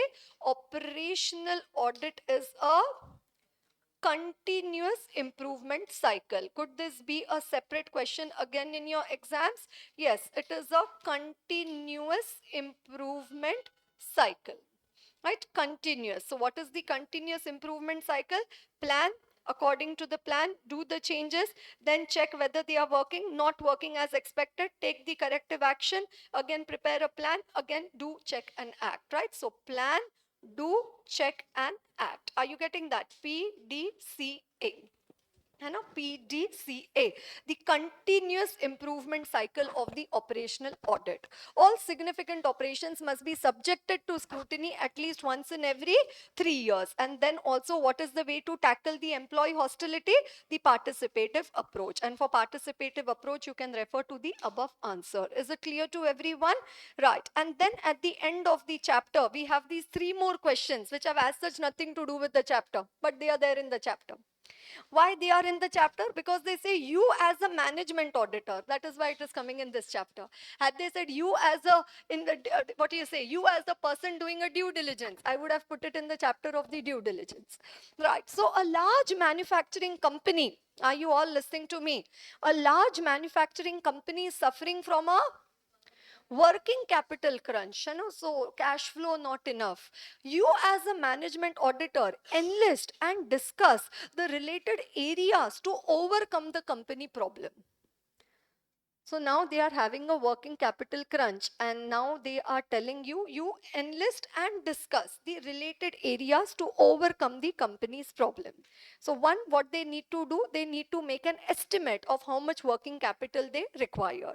Once they know the estimate, accordingly they need to prepare the cash flow statement or the cash budget. Accordingly, they need to do the inventory management, credit management, the investment management, and also look into the fund flow analysis and the WIP analysis. Whatever questions I don't read in the class does not mean that they are not supposed to be read.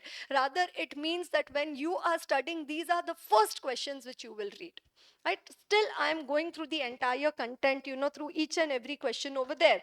But some questions I am leaving them for, for you to read it word by word over there, because it's simply a descriptive type of the question. Okay, so what does it say? There is a working capital crunch. So now what to do for working and online students, what they can do who are watching PD, GD, if I say that you need to read it, they immediately can pause the video and they can read it immediately and then continue.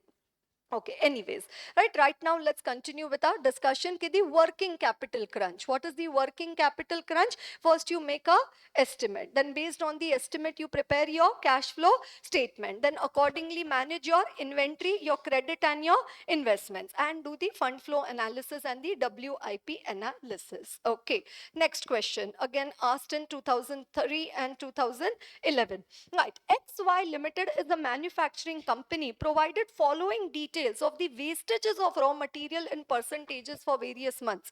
You have been asked to inquire into the causes of the abnormal wastage of the raw material. Draw out an audit plan, and the wastage percentage are 1.3%, 1.6%, 1.5%, and all of a sudden October it increased to 3.9%. So what is the reason for the abnormal increase in the percentage of the And what you say in the loss of abnormal wastage of the raw material, and there's a sudden increase in the abnormal wastage of the raw material. What are the reasons for the same, right? You need to draft a audit plan for the same. So how do you draft an audit plan? First, you look into a list of the materials showing the names on the detailed characteristics of each raw material. Then you look into the standard consumption figures, and okay, what is the standard consumption? Then review the various records to identify the lots purchased, because it may happen that one particular lot was defective or something like that. And identification of each lot. Then what does it say? Obtain the reports of the preventive maintenance program of the machinery in order to, is not of a substandard nature which might lead to high scrappage.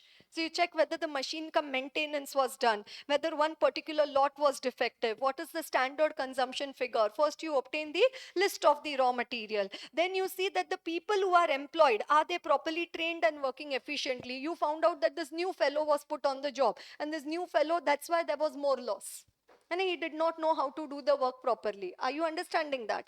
Right? So you look into whether the employees were properly trained and working efficiently. Then whether there is any change in the quality control techniques. Okay, now your quality control standards are very high. So even a small insignificant, what do you say, defect over there, the product gets rejected.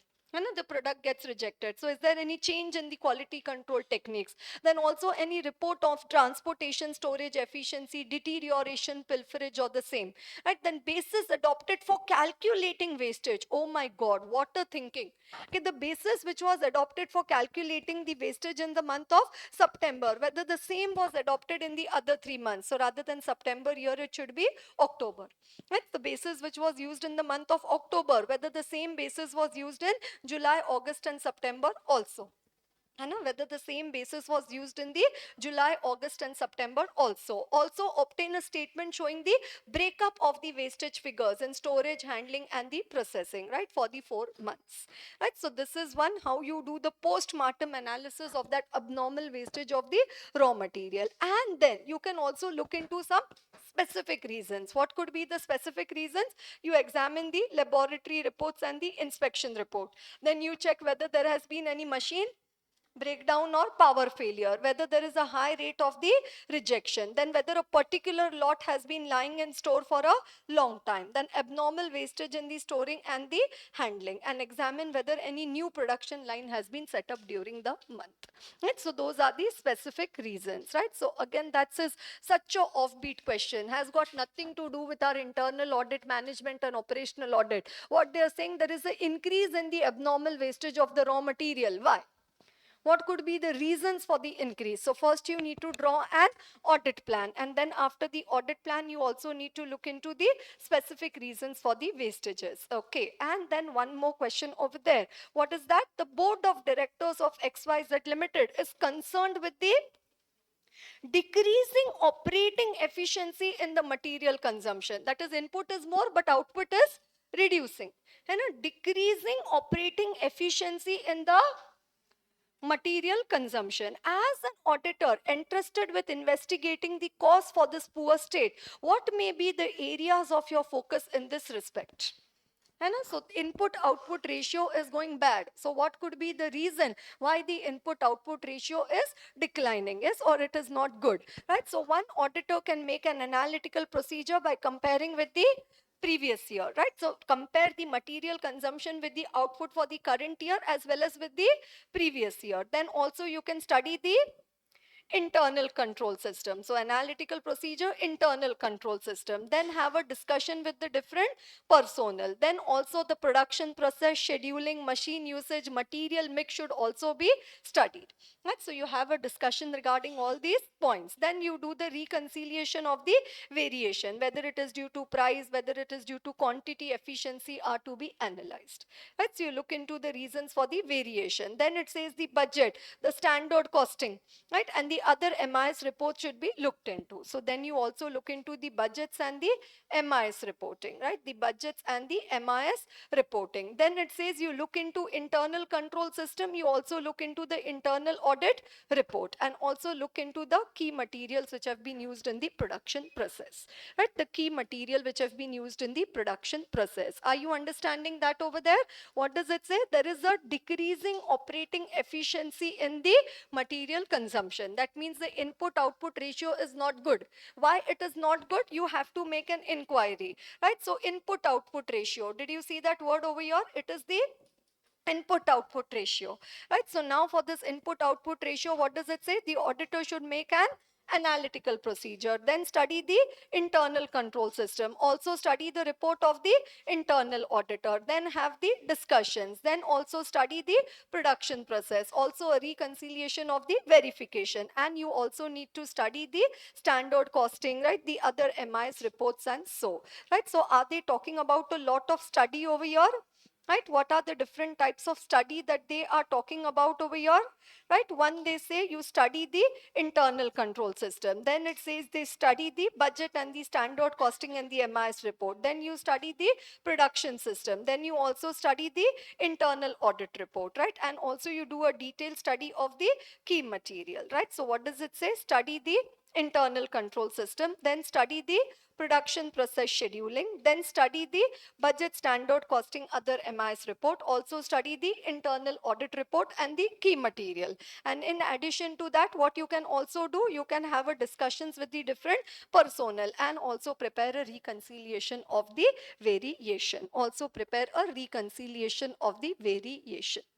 Right? Clear to everyone? So that is three different questions over there. What are the three different questions over there? Working capital crunch. Then abnormal wastage of the, yes, one question was what? Working capital crunch. Then another question is what? The abnormal wastage of the raw material. And what is the next question we had over there? Input output ratio is not good, right? That is, there is a decreasing operating efficiency in the material consumption. Okay, right? So again, is that a gigantic chapter over there? 21 pages and 37 questions over there, right? Which is the chapter on the internal audit, the management audit, and the operational audit. So have we completed with internal controls also? Right, and then internal audit, done. Management audit, done. And the operational audit also done. Did we prepare the snapshot of management audit and operational audit? Yes, in the beginning, did we also study regarding the internal control? Okay, what all we need to study regarding the internal control, and then also regarding internal audit? Yes. Now proceeding further.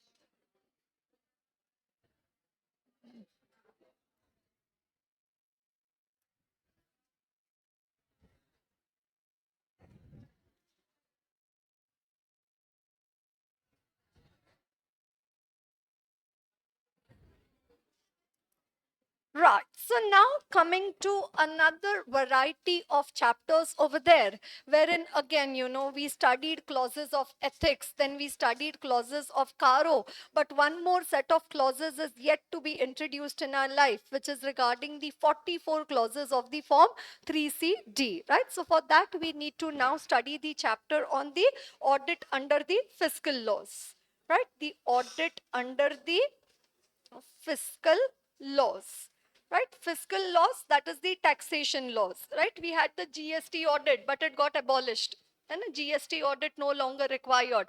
So those many pages of the book got deleted, and the GSTR, the entire form and entire discussion over there, right? So now the only discussion which we have over there is regarding the direct tax audits, right? The only discussion which we have over there is regarding the direct tax audit. And in the direct tax audit, one, we have the discussion regarding the trust audit. Then we have the audit of the certain preliminary expenditure under section 35D and certain specified minerals under 35E of the Income Tax Act, right? And then we also have our main tax audit, right, which is the tax audit under section 44AB of the Income Tax Act.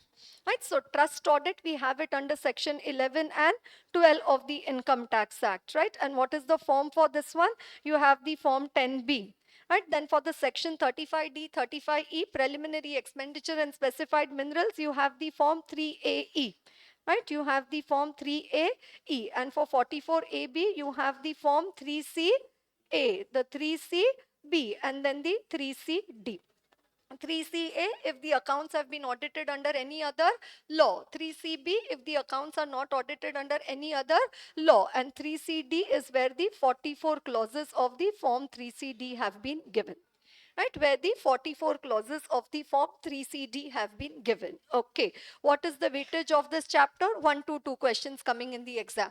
And generally one question, but yeah, we've also seen 2 questions coming from the tax audit also. Earlier what they used to do, 1 question from tax audit, 1 from GST audit.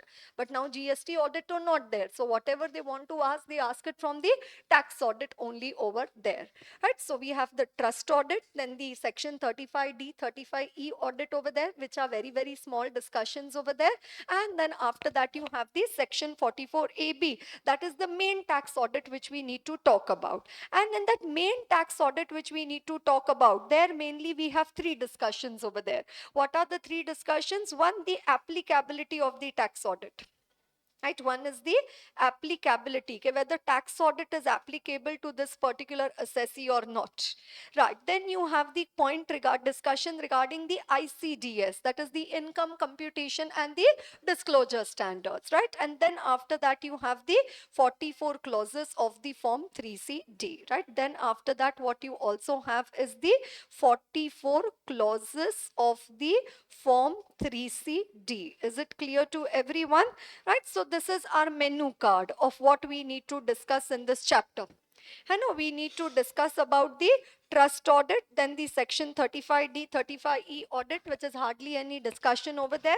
And our main discussion is going to be regarding the 44AB tax audit, in which we need to discuss about 3 things. Which are the 3 things mainly which we need to discuss about? One is the applicability of the tax audit, right? One, what we need to discuss about is the applicability of the tax audit, then the ICDS, that is the income computation and the disclosure standards, and then the 44 clauses of the form 3CD, right? The 44 clauses of the form 3CD, right? Again, the speciality or the, what you say, you come to know the significance of a particular chapter only when you look at the question bank. And just as even the Caro questions were arranged in the sequence of the clauses, again over here the questions have been arranged in the sequence in which the clauses have been asked in the exams. And again, how many? 47 questions over there, right, regarding the tax audit, right? So when it comes to question, right, it is almost all possible questions which have been there so far have been included in our discussion over here. But doesn't take time for us. No, in company audit chapter also we had like some 60 plus questions over there. But slowly and gradually we did all those questions. Previous chapter also 28, 29 questions, 30 plus questions or so. But slowly and gradually we study all of them. Right, so with that, let's begin with the first audit under the fiscal law, which is the audit of the public trust. Right, the audit of the public trust, wherein you go for the trust audit. Have you gone for any trust audit? You get good food, when you go for trust audit. Very simple. And a very good, very different environment which is there in the trust audit over there. Right, very cool and different. It feels like a place of worship or something like that, like the trust audit over there. Right, so one, you need to check whether section 11 and 12, if it exceeds the limit.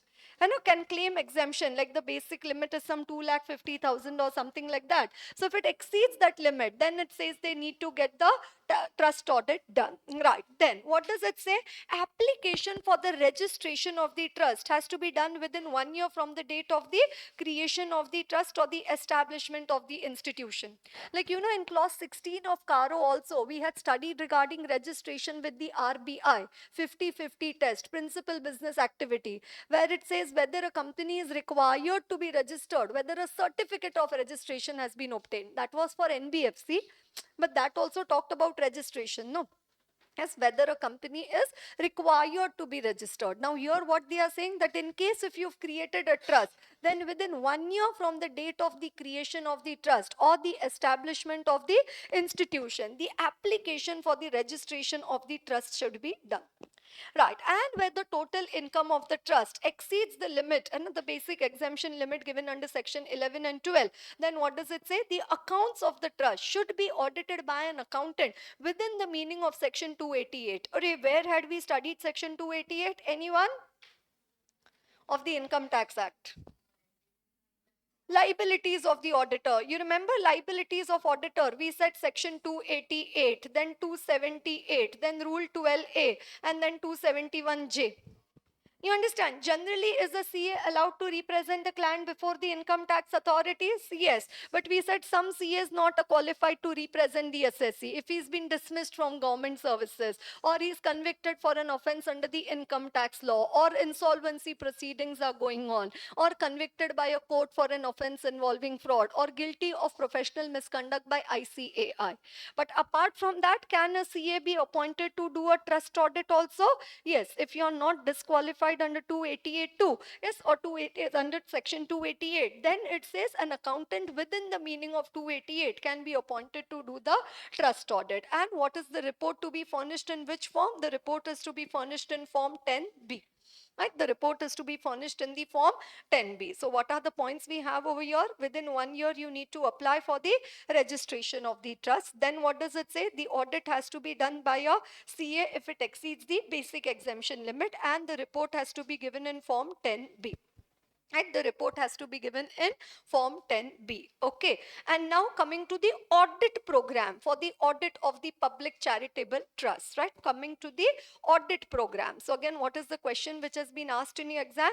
Draft an audit program for conducting the audit of a public trust registered under section 12A of the Income Tax Act, right? So what is the question asked over there is regarding the audit program for the audit of the public charitable trust. Are you all with me?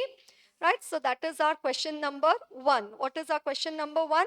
Audit program for the audit of a public charitable trust. Okay, so now I have to do a trust audit, right? So first thing which you need to understand regarding that trust is the accounting system and the internal control system.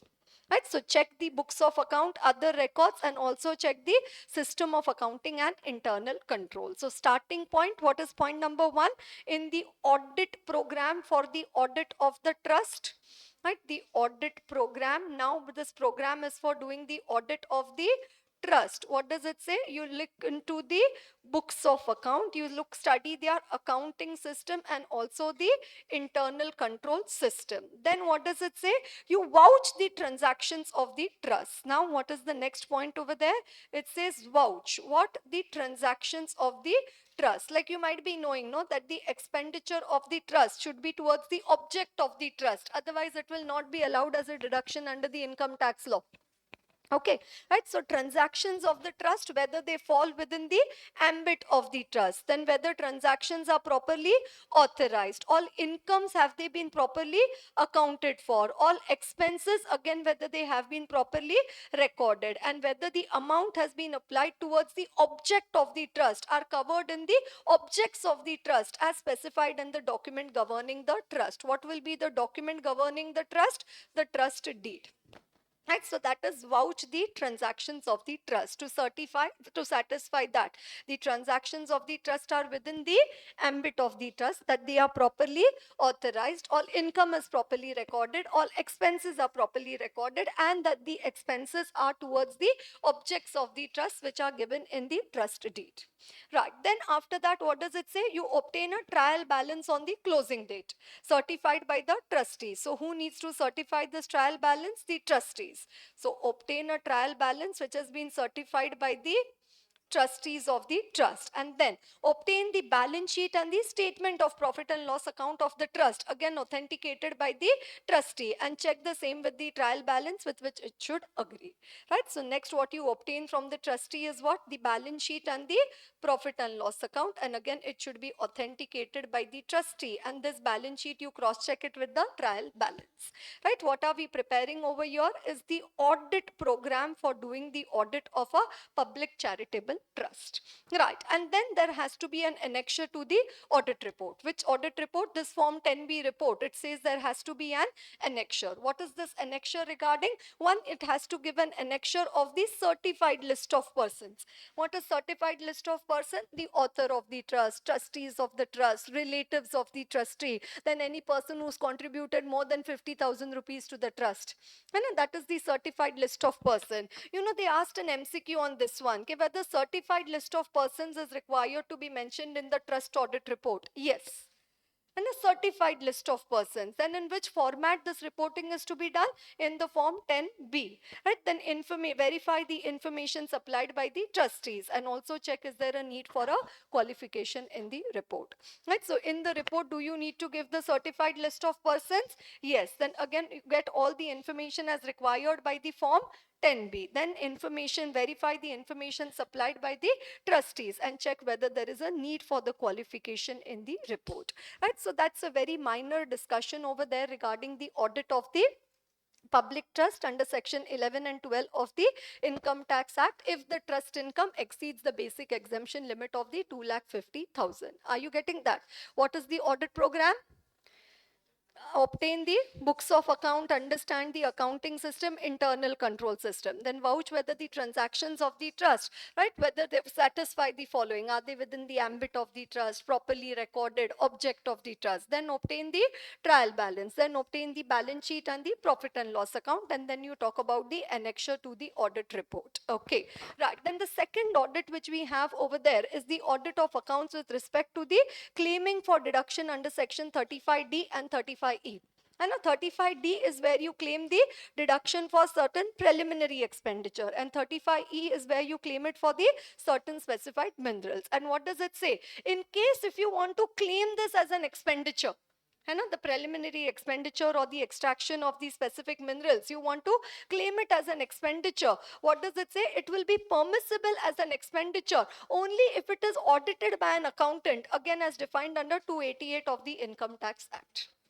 So when will it be permitted as an expenditure? The above expenditure, 35D, 35E. Nowadays, 35 doesn't have any relevance. More weighted deductions and all nowadays not seen under the income tax law. But yeah, they've made a provision. Okay, preliminary expenditure or the specified minerals over there. When can the expenditure be permitted? If it is audited by a accountant as defined under the section 288A. And what does it say? In what form report should be, in which form? The form has the form number 3AE. Right, the form number 3AE. Right, so that's a brief discussion over there regarding the, yes, the audit of the accounts with respect to claiming of the deduction under 35D and the 35E. What is 35D? It is regarding the specified preliminary expenditure, and 35E is regarding the specified minerals. Is that clear to everyone? Right, so now coming to our main discussion, our core discussion in this chapter, which is regarding the tax audit under section 44AB of the Income Tax Act.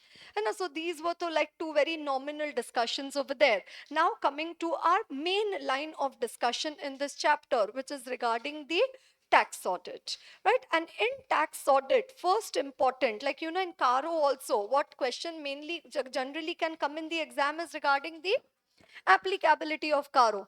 In Caro, what is one question we said which could come in the exam is regarding the applicability of Caro. Similarly, in tax audit, what question can come in the exam is regarding the applicability of the tax audit, right? The question can be regarding the applicability of the tax audit. So now what does it say regarding this applicability over here for assessees who are in the business if their turnover of the business exceeds the 1 crore, and for assessees who are in the profession if their receipts from the profession exceed rupees 50 lakh, or if you want to pay tax at a rate lower than the presumptive rates of the taxation.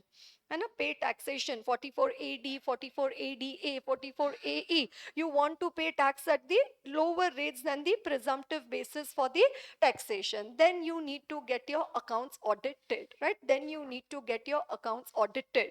However, for assessees in the business, if more than 95% of their transactions, receipts and payment are through the banking channel, more than 95% of the receipts and the payments are through the banking channel, then the limit for the applicability of the tax audit is 10 crore.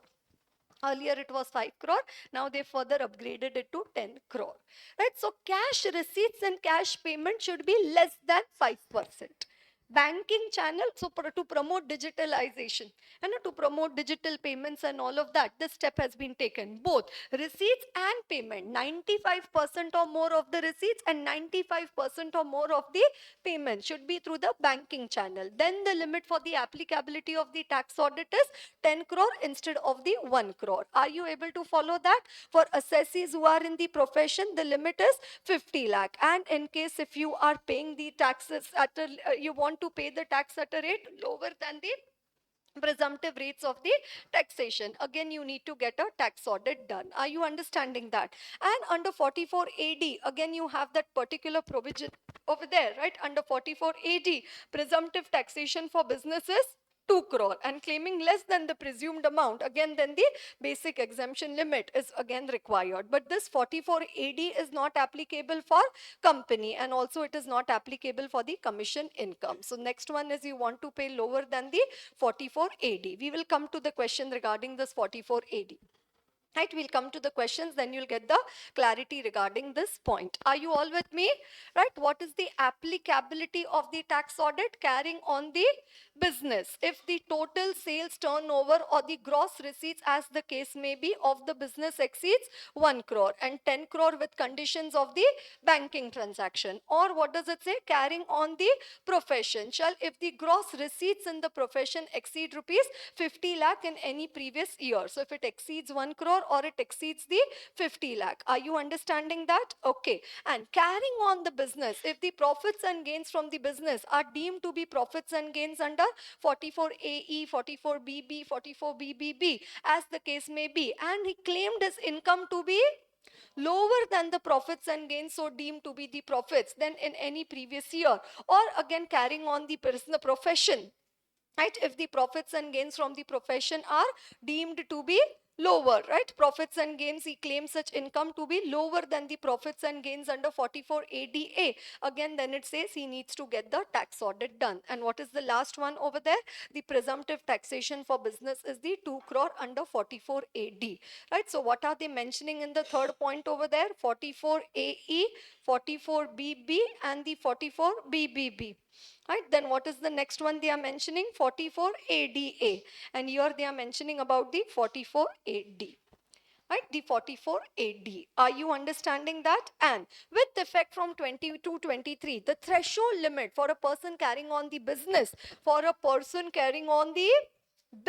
has been increased from 1 crore to 10 crore in case when the cash receipt and the payments made during the year does not exceed the 5% of the total receipt or the payment, as the case may be. In other words, 95% or more of the business transaction should be done through the banking channel. 95% or more of the business transaction should be done through the banking channels. Okay, right. So we'll come to the question regarding the revision of the tax audit report later. Minimum alternate tax also later. Right, the tax audit report 3CA, 3CB also coming later. But right now coming to question number 7. Right, comment with respect to the computation of the total turnover or the gross receipts in the business exceeding the prescribed limit under section 44AB of the Income Tax Act. Discount allowed in the sales invoice, cash discount, then price of goods returned related to the earlier year, and sale proceeds of the fixed assets.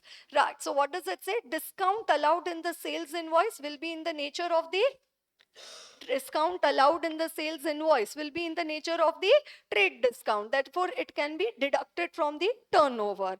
Then cash discount is other than in order to ensure a earlier payment. It is not related to the turnover. Therefore, it should not be deducted from the turnover. Then price of goods returned from should be deducted from the turnover, even though if they are related to the sales which were made in the earlier year. And sale proceeds of the fixed assets will not form part of the turnover, since these are not held for the resale. Right, so we get some points over there. Okay, discount allowed in sales invoice, is it to be, you need to calculate effective turnover for the purpose of applicability of tax audit. What you need to calculate is the effective turnover. So effective turnover, what does it say? Discount allowed in sales invoice, deduct. Cash discount, don't deduct. Sales return, deduct. And what does it say? Sale proceeds of fixed assets not to be included in the turnover, does not form part of the turnover. Okay, right? Question number 7. Such an interesting question over there. Billy Moria and Billy Moria, a partnership firm, is engaged in providing the engineering consultancy services to insurance cooperates in the automobile sector. The firm conducts the risk inspection of the vehicle and submit their reports to the insurance company. Both the partners are the chartered engineers. The firm is one of your regular tax audit client. The following information is culled out from the accounts book of the company for 21-22 by the firm. Right, turnover of the firm 8.5, receipts on account of sales and debtor, cash receipt from debtor, expenditure during the year, cash expenditure during the year, and cash loan repayment during the year. Okay, now the partner of the said firm informs you that due to change in income tax law, their firm is not liable for audit under section 44AB of the Income Tax Act, commonly called as the tax audit. How would you deal with this matter? And is the contention of the partner in accordance with the law? Right. So first, what does it say? Section 44AB of the Income Tax Act prescribes that a person carrying on a business shall get his accounts audited if his total turnover, sales receipts exceed the 1 crore in any previous year. However, this limit was enhanced to 10 crore in the following cases: when the cash receipts and payment does not exceed the 5%, the cash receipts and the cash payments does not exceed the 5%. 44ABB of the Income Tax Act states that in case of the profession, every person shall get his accounts audited if the gross receipts in the profession exceed the 50 lakh. The above said firm is engaged in providing the engineering consultancy services to the insurance corporate. Hence, the benefit of the enhanced threshold limit is not available to persons engaged in the professional activities. It is only available for the 1 crore people, not available for the 50 lakh people. Are you understanding that? Right. The information regarding the cash receipt and payment, although falling within 5% of the total receipt and payment, is not relevant in the instant case. Hence, the contention of the partner is not correct, and the firm is required to get its accounts audited under the income tax law. Right? Is it a possibility that you may get carried away in this particular question? That you see that the turnover is less than 10 crore, and then you see cash receipts and cash payments are also less than 5%. But what does it say? Engineering consultancy services. That means it is into the profession. Profession means there the limit is 50 lakh. There do you have the benefit of the enhanced threshold limit? You don't have the benefit over there. Okay, right. Then coming to question number 8. Concession Limited is engaged in the... Okay, so they didn't update the question number over here. There is question number 7 and question number 7 again. So then in that case, we make it as 7A and 7B. Okay, right. Then after that, question number 8, right? Concession Limited is engaged in the business of the manufacturing of the threads. The company recorded the turnover of 10.13 crore. Are you listening to me? The company recorded a turnover of 10.13 crore during 21-22 before adjusting the following: discount allowed in sales invoice 8,20,000, cash discount other than in sales invoice 9,20,000, trade discount 2,90,000, commission on sale 6 lakh, sales return 1,60,000, sale of investment 6,60,000. You are required to ascertain the effective turnover to be considered for the prescribed limit of the tax audit under the relevant act, and guide the company whether provisions relating to tax audit do they apply or not. Right. So this is again a very wonderful answer we have over here. It says the guidance note on tax audit. What does it say? Discount allowed in the sales invoice should be deducted. Cash discount should not be deducted. Turnover discount is normally allowed to a customer if sales made to him are exceed a particular limit. If it is in the nature of the trade discount, it should be deducted. Then any special rebate allowed to a customer, again if it is in the nature of the trade discount, it should be deducted. However, if it is in the nature of the commission on sales, it cannot be deducted. Then price of goods returned is to be deducted from the turnover. Look at this point, it is so interesting. Sale proceeds of any share securities and debentures which are held as the investment will not form part of the turnover. But if the share securities and debentures are held as the stock in trade, then the sale proceeds will form part of the turnover. Right? So if sale of investment is done, but you are not an investment company, then it will not form part of the turnover. But if it is you are a investment company, then it says the sale proceeds of the shares, securities, debentures will form a part of the turnover. Then what does it say? Speculative business. Another unique point over there. Speculative business, and that is doing some type of stock market trading or speculative or lottery or any type of speculative business. Sum of all trades in profit. Sum of all trades in the profit and the absolute value of the trade in the losses and the mark to market gains and losses of the outstanding transaction will form part of the turnover. What I expect from ICAI is that they will make a retail question only on this one. And what is expected from ICAI is that they can make a retail question or an MCQ question only on this one. What is it? Speculative business. Sum of all trades in profit, absolute value of trades and losses, and mark to market gain or losses of the outstanding transaction will form part of the turnover. Are you understanding that? Right. Then in the given case, Concession Limited is engaged in the manufacturing business. The tax audit would be applicable if the turnover exceeds the 10 crore. And what is the recorded turnover right now? 10 crore, 13 lakh. Then discount allowed in sales invoice, will you reduce? Right? Discount allowed in the sales invoice, will it be deducted from the turnover? Yes. Trade discount, will it be deducted? Yes. And sales return, will it be deducted?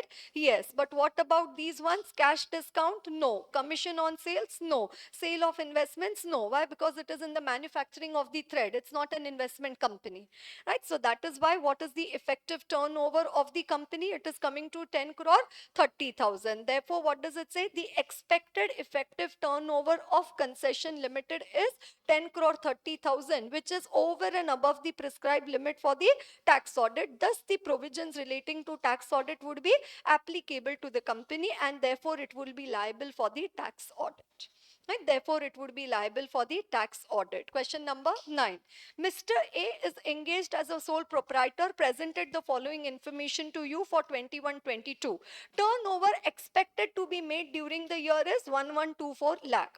Goods returned in respect of sales made in the earlier year is 20 lakh. And cash discount allowed to the customer is 1 lakh. Will you consider the cash discount? No. And special rebate allowed to the customer in the nature of the trade discount is 5 lakh. Will you consider that? Yes. Right. Kindly advise whether he has to get his accounts audited under section 44AB. Right. So again, it is coming to 1099. That's 1099. Right. So as the limit for tax audit is 10 crore, look at how beautifully they write. Assuming that the aggregate of the amounts received and the does not exceed 5% and the aggregate of the payments does not exceed 5% in cash. And that banking that banking ka condition 95% of the transactions are through banking channel, assuming that the limit for the tax audit is 10 crore, he would require to get his accounts audited under section 44AB of the Income Tax Act. Right, he would require to get his accounts audited under section 44AB of the Income Tax Act. Okay, next question. Discuss the applicability of the tax audit in the following cases. What does it say? DB Private Limited has a turnover of 10.25 crore for 21-22. Right, so they have a turnover of 10.25 crore. So as the turnover exceeds the 10 crore, do they have to get a tax audit done? Yes, they have to get a tax audit done. Now, ABC and company are partnership firm. So now I am coming to the questions of 44AD. Right, this was the question on 44AB. Now we come to 44AD. ABC and company, a partnership firm, is engaged in the trading of the electronic goods, is expecting a turnover of 165 lakh for 21-22. Assuming the partnership firm would not be able to ensure that aggregate of the amount received, including amount received from sale, turnover or gross receipt during the year in cash does not exceed 5% and the aggregate of the payment during the year does not exceed the 5% of the payment, it will not be able to ensure the 5% condition. Okay, and what does it say? What is the turnover? 165 lakh. Right. Now, what is it? It is a partnership firm. What did we study over here? Right. Carrying on the business, if the provisions of section 44AD, where the limit of presumptive taxation for the business is 2 crore and claiming less than the presumed income but more than the basic exemption limit. Right. So if you want to pay lower than that rate, then you have to get a tax audit done. But now what does it say? Is it lower than the rate? Right. What is the limit over there? 2 crore and is not expected to exceed 2 crore because how much it is? 1.65 crore. Right. So section 44AD would be applicable to a partnership firm. ABC and company can declare the minimum profit at the rate of 8% of the turnover, as its turnover in 21-22 is not expected to exceed 2 crore. If the firm does not opt for the presumptive income scheme, then they have to get their accounts audited under section 44AB. So if they opt for presumptive taxation, their turnover is not exceeding the 2 crore. Then it says no need to get the tax audit done. But if they want to pay lower than the presumptive taxation, do not opt for the presumptive taxation, then they have to get the accounts audited. Are you getting that one? Right. Then question number C. Mr. Anand Khatar, a commission agent, is expecting the commission receipts of 137 lakh during 21-22. And again, same thing. He will not be able to assure the 5% of the receipts and 5% of the payment. Now, Anand Khatar, a commission agent, though 44AD is applicable to an individual, it is not applicable to commission income. In the given case, Anand earns the commission income. He cannot take the benefit of section 44 AD. So his total turnover is expected to exceed 1 crore. How much it is? 137 lakh. He would have to get his accounts audited under 44 AB. And they've given it very clearly in the question. What they've given, that he will not be able to fulfill the 95% criteria. Are you understanding that? Okay. Right. Next one. Mr. Vishal Raka, owning an agency of Samsung Mobile for the city of Pune and expects the turnover of 87 lakh during 21-22. Right, so Vishal Raka, so again it's an individual. So is 44AD applicable to individual? Yes, but it is not applicable to the commission income. But here the income of this person, is it less than 1 crore? Yes, therefore no need to get the tax audit done, because it's not exceeding 1 crore also. Right, it's not exceeding the 1 crore also. So first situation, why tax audit was applicable? Because it was exceeding the 10 crore. Second situation, why it was not applicable? Because you took the benefit of the 44AD. Right, third situation, why it became Applicable because it is not applicable to the commission income. And third one, why it is not applicable? Because it is not exceeding the 1 crore, right? Because it is not exceeding the 1 crore. Are you all with me? Right? What are the questions we are discussing over here regarding the applicability of the tax audit? UT and Company is a CA firm that provides the consultancy services. Recently, it got queries from different clients with respect to the applicability of tax audit provision to their business. In response to such query, UT and Company asked from them the details such as the turnover, total receipts and total payments made during the year, respectively, along with the mode of receipt and payment, whether filing return of income under the normal tax provision or the presumptive tax provision under 44 ADAE, etc. So in the trailing mail, UT and Company got the aforesaid details from the different clients, which it classified into the following categories for ease of framing an opinion: turnover of the client, percentage of the cash receipts, percentage of the cash payments, and they have the remarks. Now what does it say? On behalf of UT and Company, please provide your opinion along with reasons as a consultant in case of the aforesaid clients whether tax audit is applicable to them or not. Okay, right? So first client, what does it say? How much is the turnover? Rupees in crore, 9.5 crore. Is it less than 10 crore? Yes. And are they fulfilling the criteria of the cash receipts and cash payment not exceeding 5%? Yes. So what does and has been filing the return as per the regular provisions of the Income Tax Act. So will tax audit be applicable? No, not applicable. Not required to get a tax audit done. Are you understanding that? Right? No need to get a tax audit done. Okay. Next one. 1.8 crore is the turnover, receipts is 7% and cash payments is 4%, and has declared the business income as per the presumptive taxation under 44 AD. So 44 AD, that means the limit is 2 crore. And then do you need to look for the 5% condition in that case? No, they are paying as per the presumptive rate. So again, in this case, tax audit will not be applicable. Then next one, how much is the turnover? 0.85 crore. Anything you do on earth, anyways, it is not applicable. You understand? No. 6% and 4% has declared business income as per presumptive taxation under 44 AD for the last 2 years. But during the current previous year has declared income lower than 44 AD. And the total income is less than the basic exemption limit. So because it is less than the basic exemption limit, again what does it say? No need to get the tax audit done, right? Because it is lower, though they are paying lower than the presumptive rate, but the income itself is not exceeding the basic exemption limit, there is no need to get the tax audit done. And has declared business income as per the presumptive taxation under 44 AE of the Income Tax Act during the last 4 previous years, but during the current previous year has declared income lower than as per section 44 AE, and the total income is less than the basic exemption limit. Now what does it say? Are they paying lower than the presumptive rates of taxation? Yes. Then do they need to get a tax audit done? Yes. Then they need to get a tax audit done. Right? Are they paying lower than the presumptive rates of taxation? Yes. So in that case, they need to get the tax audit done. Are you all able to follow this? Right? Question number 7 up to question number 11. What were these questions about? Right? The question number 7 to question number 11. Right? Question number 7 to question number 11 were all regarding the applicability of the tax audit over there. Right? They were the questions regarding the applicability of the tax audit. Okay. Can the statutory auditor be appointed to do the tax audit?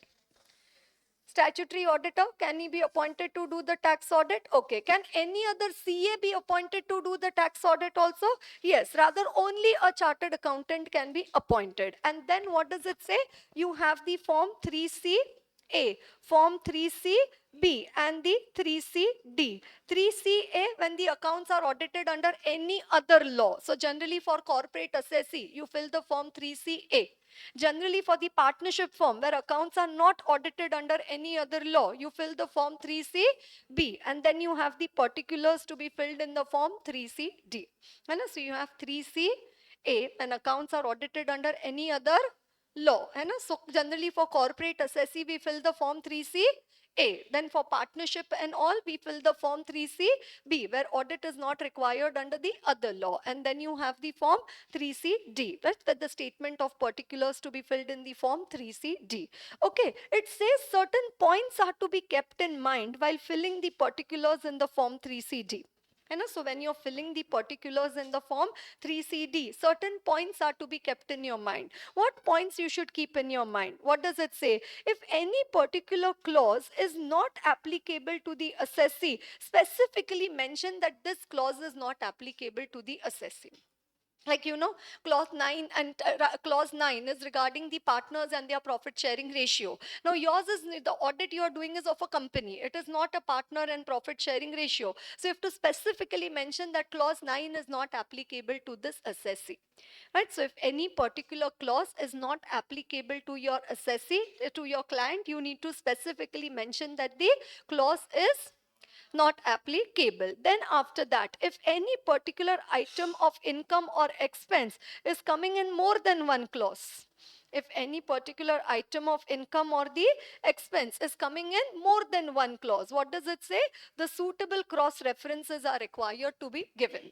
Like, the depreciation, it will come under the, right, if you do the weighted is, it will come under the clause 19 also, which is regarding the clause 18 also, which is regarding the depreciation allowance, clause 18, and it will come in clause 32 also, which is regarding the unabsorbed losses and the depreciation.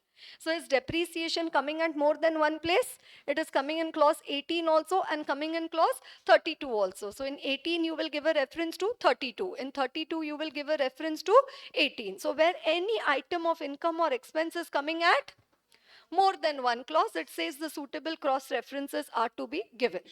Then if there are difference in the views of the auditor and the assessees, and an auditor says disallowed, assessee says allowed, what does it say? Both the views are required to be furnished. If there are differences in the views of the auditor and the assessee, then what does it say? Both the views are required to be furnished.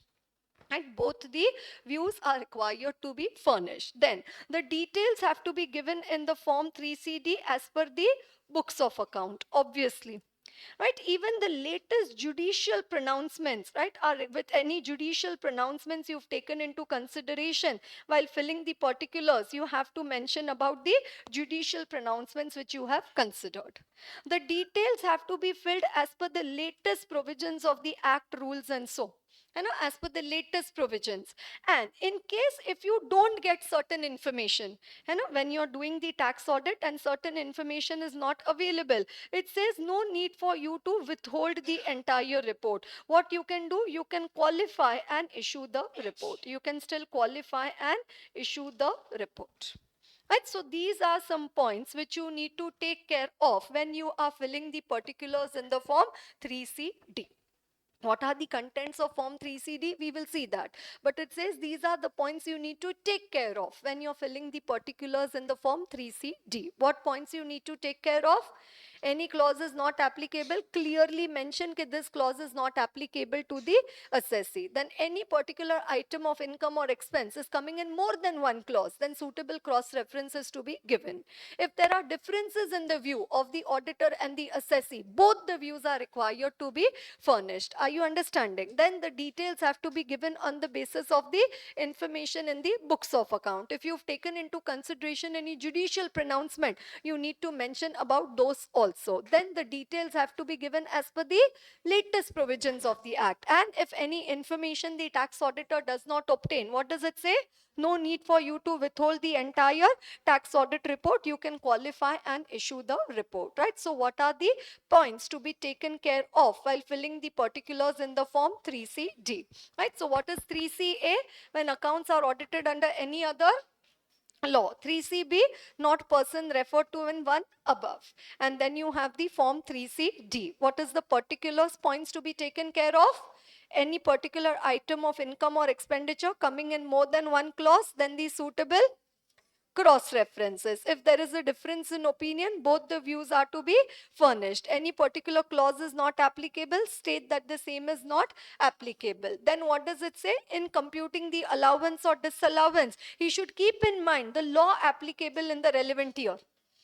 You need to keep in mind which assessment year and which is the previous year, even though the form of audit report may not have been amended. Then, if particulars are given in part, what does it say? No need for you to withhold the entire report. You can qualify and issue the report. If you don't get the entire information, what does it say? No need for you to withhold the report. You can qualify and issue the report. The information has to be given in the form 3CD based on the books of account. And if you rely on any judicial pronouncement, again mention the fact as the observations, right? Again mention the facts and the observations, right? So these are the points to be taken care of while filling the particulars in the form 3CD. Are you understanding that? Okay. Then there are certain deductions which are allowed only on actual payment basis, like say the 43B payments or certain section 40 payments, where the deductions are allowed only after you deduct the TDS and you pay the TDS. Only after deducting and paying the TDS, then it is allowed as an expenditure, otherwise it is not allowed, right? So now when the tax audit report was submitted, that time the payment was not done, that time the TDS was not deducted, but later on the payment was done or the TDS was deducted and paid. So now can you revise your tax audit report? It says yes, the tax audit report could be revised, right? So revision of the tax audit report. What does it say? Provide that the audit report furnished may be revised.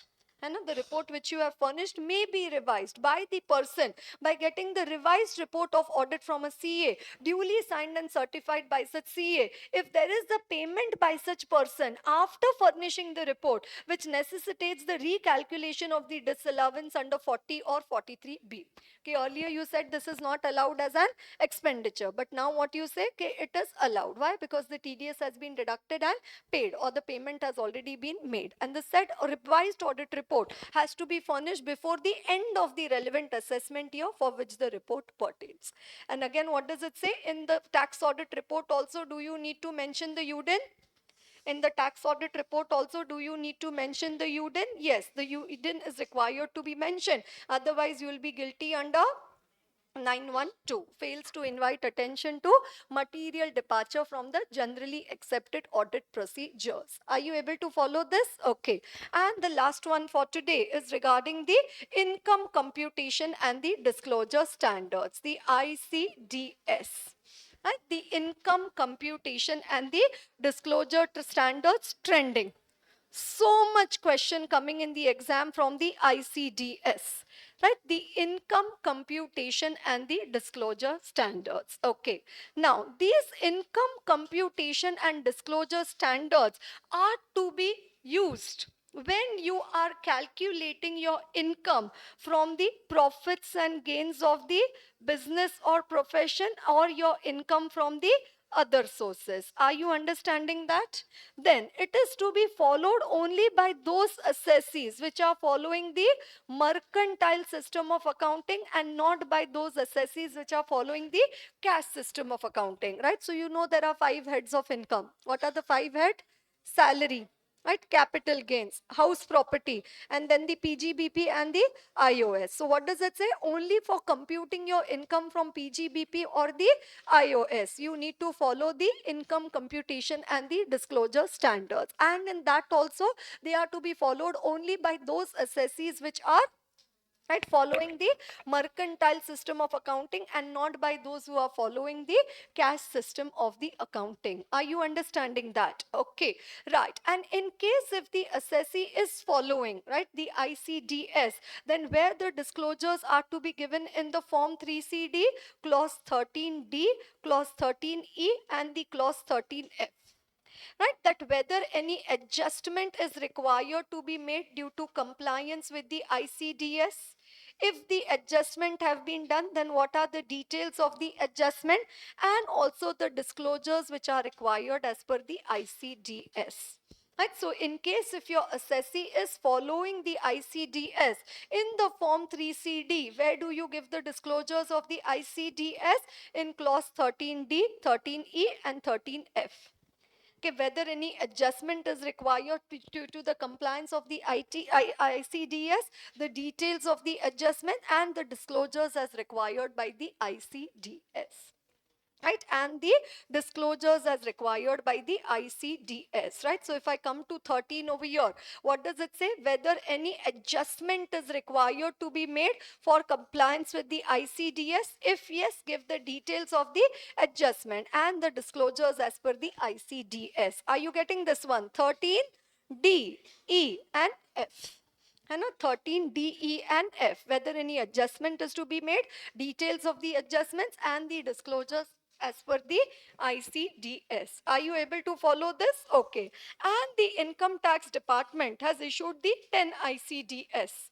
And these 10 ICDS, because we are very familiar with our accounting standard, right? We will correlate them with the ASCA numbers. Which AS number? AS1, then AS2, then AS7. So this is 1, TWO2 and 7. 1, 2, 7, not 1, 2, 7, not 1, 2, 3, 4, 5, 6, 7. It is 1, TWO2 and 7. Right. Then after that you have the AS9, right? Then you have the AS9, then the AS10, then the AS11, AS12, and the AS13. So now you have 9 to 13. Now this is TO13. Right, TO13, and then after that you have the last two over there, which is the AS16 and the AS29, so which is 16 and 29. Right, obviously this we don't need to tell anybody. 1 to 7, 9 to 13, 16 and 29. This we just keep it in our mind. What I write in the exam is ICDS 1, ICDS 2, ICDS 3. But against ICDS 3, I will write the name of AS9, AS7. Right, ICDS 4, I will write down the name of AS9. Are you getting it? Right, so what are the numbers of the ICDS? 1 to 7. With 7, TWO7. Then you have 9 to 13, and then you have 16 and 29. So these are the corresponding number of the AS for the ICDS 1 to 10. Are you able to follow this, everyone? Right, they are to be followed only by those assessees who are calculating their income for the PGBP or the IOS. Only to be followed by those assessees who are using the mercantile system and not the cash system. Where does the disclosure reporting come in? Form 3CD, clause 13D, 13E and the 13F, and then you have the ICDS 1 to 10. Right, so tomorrow we shall complete with the chapter of the fiscal laws, and then after that also do the chapter on the bank audit. Okay.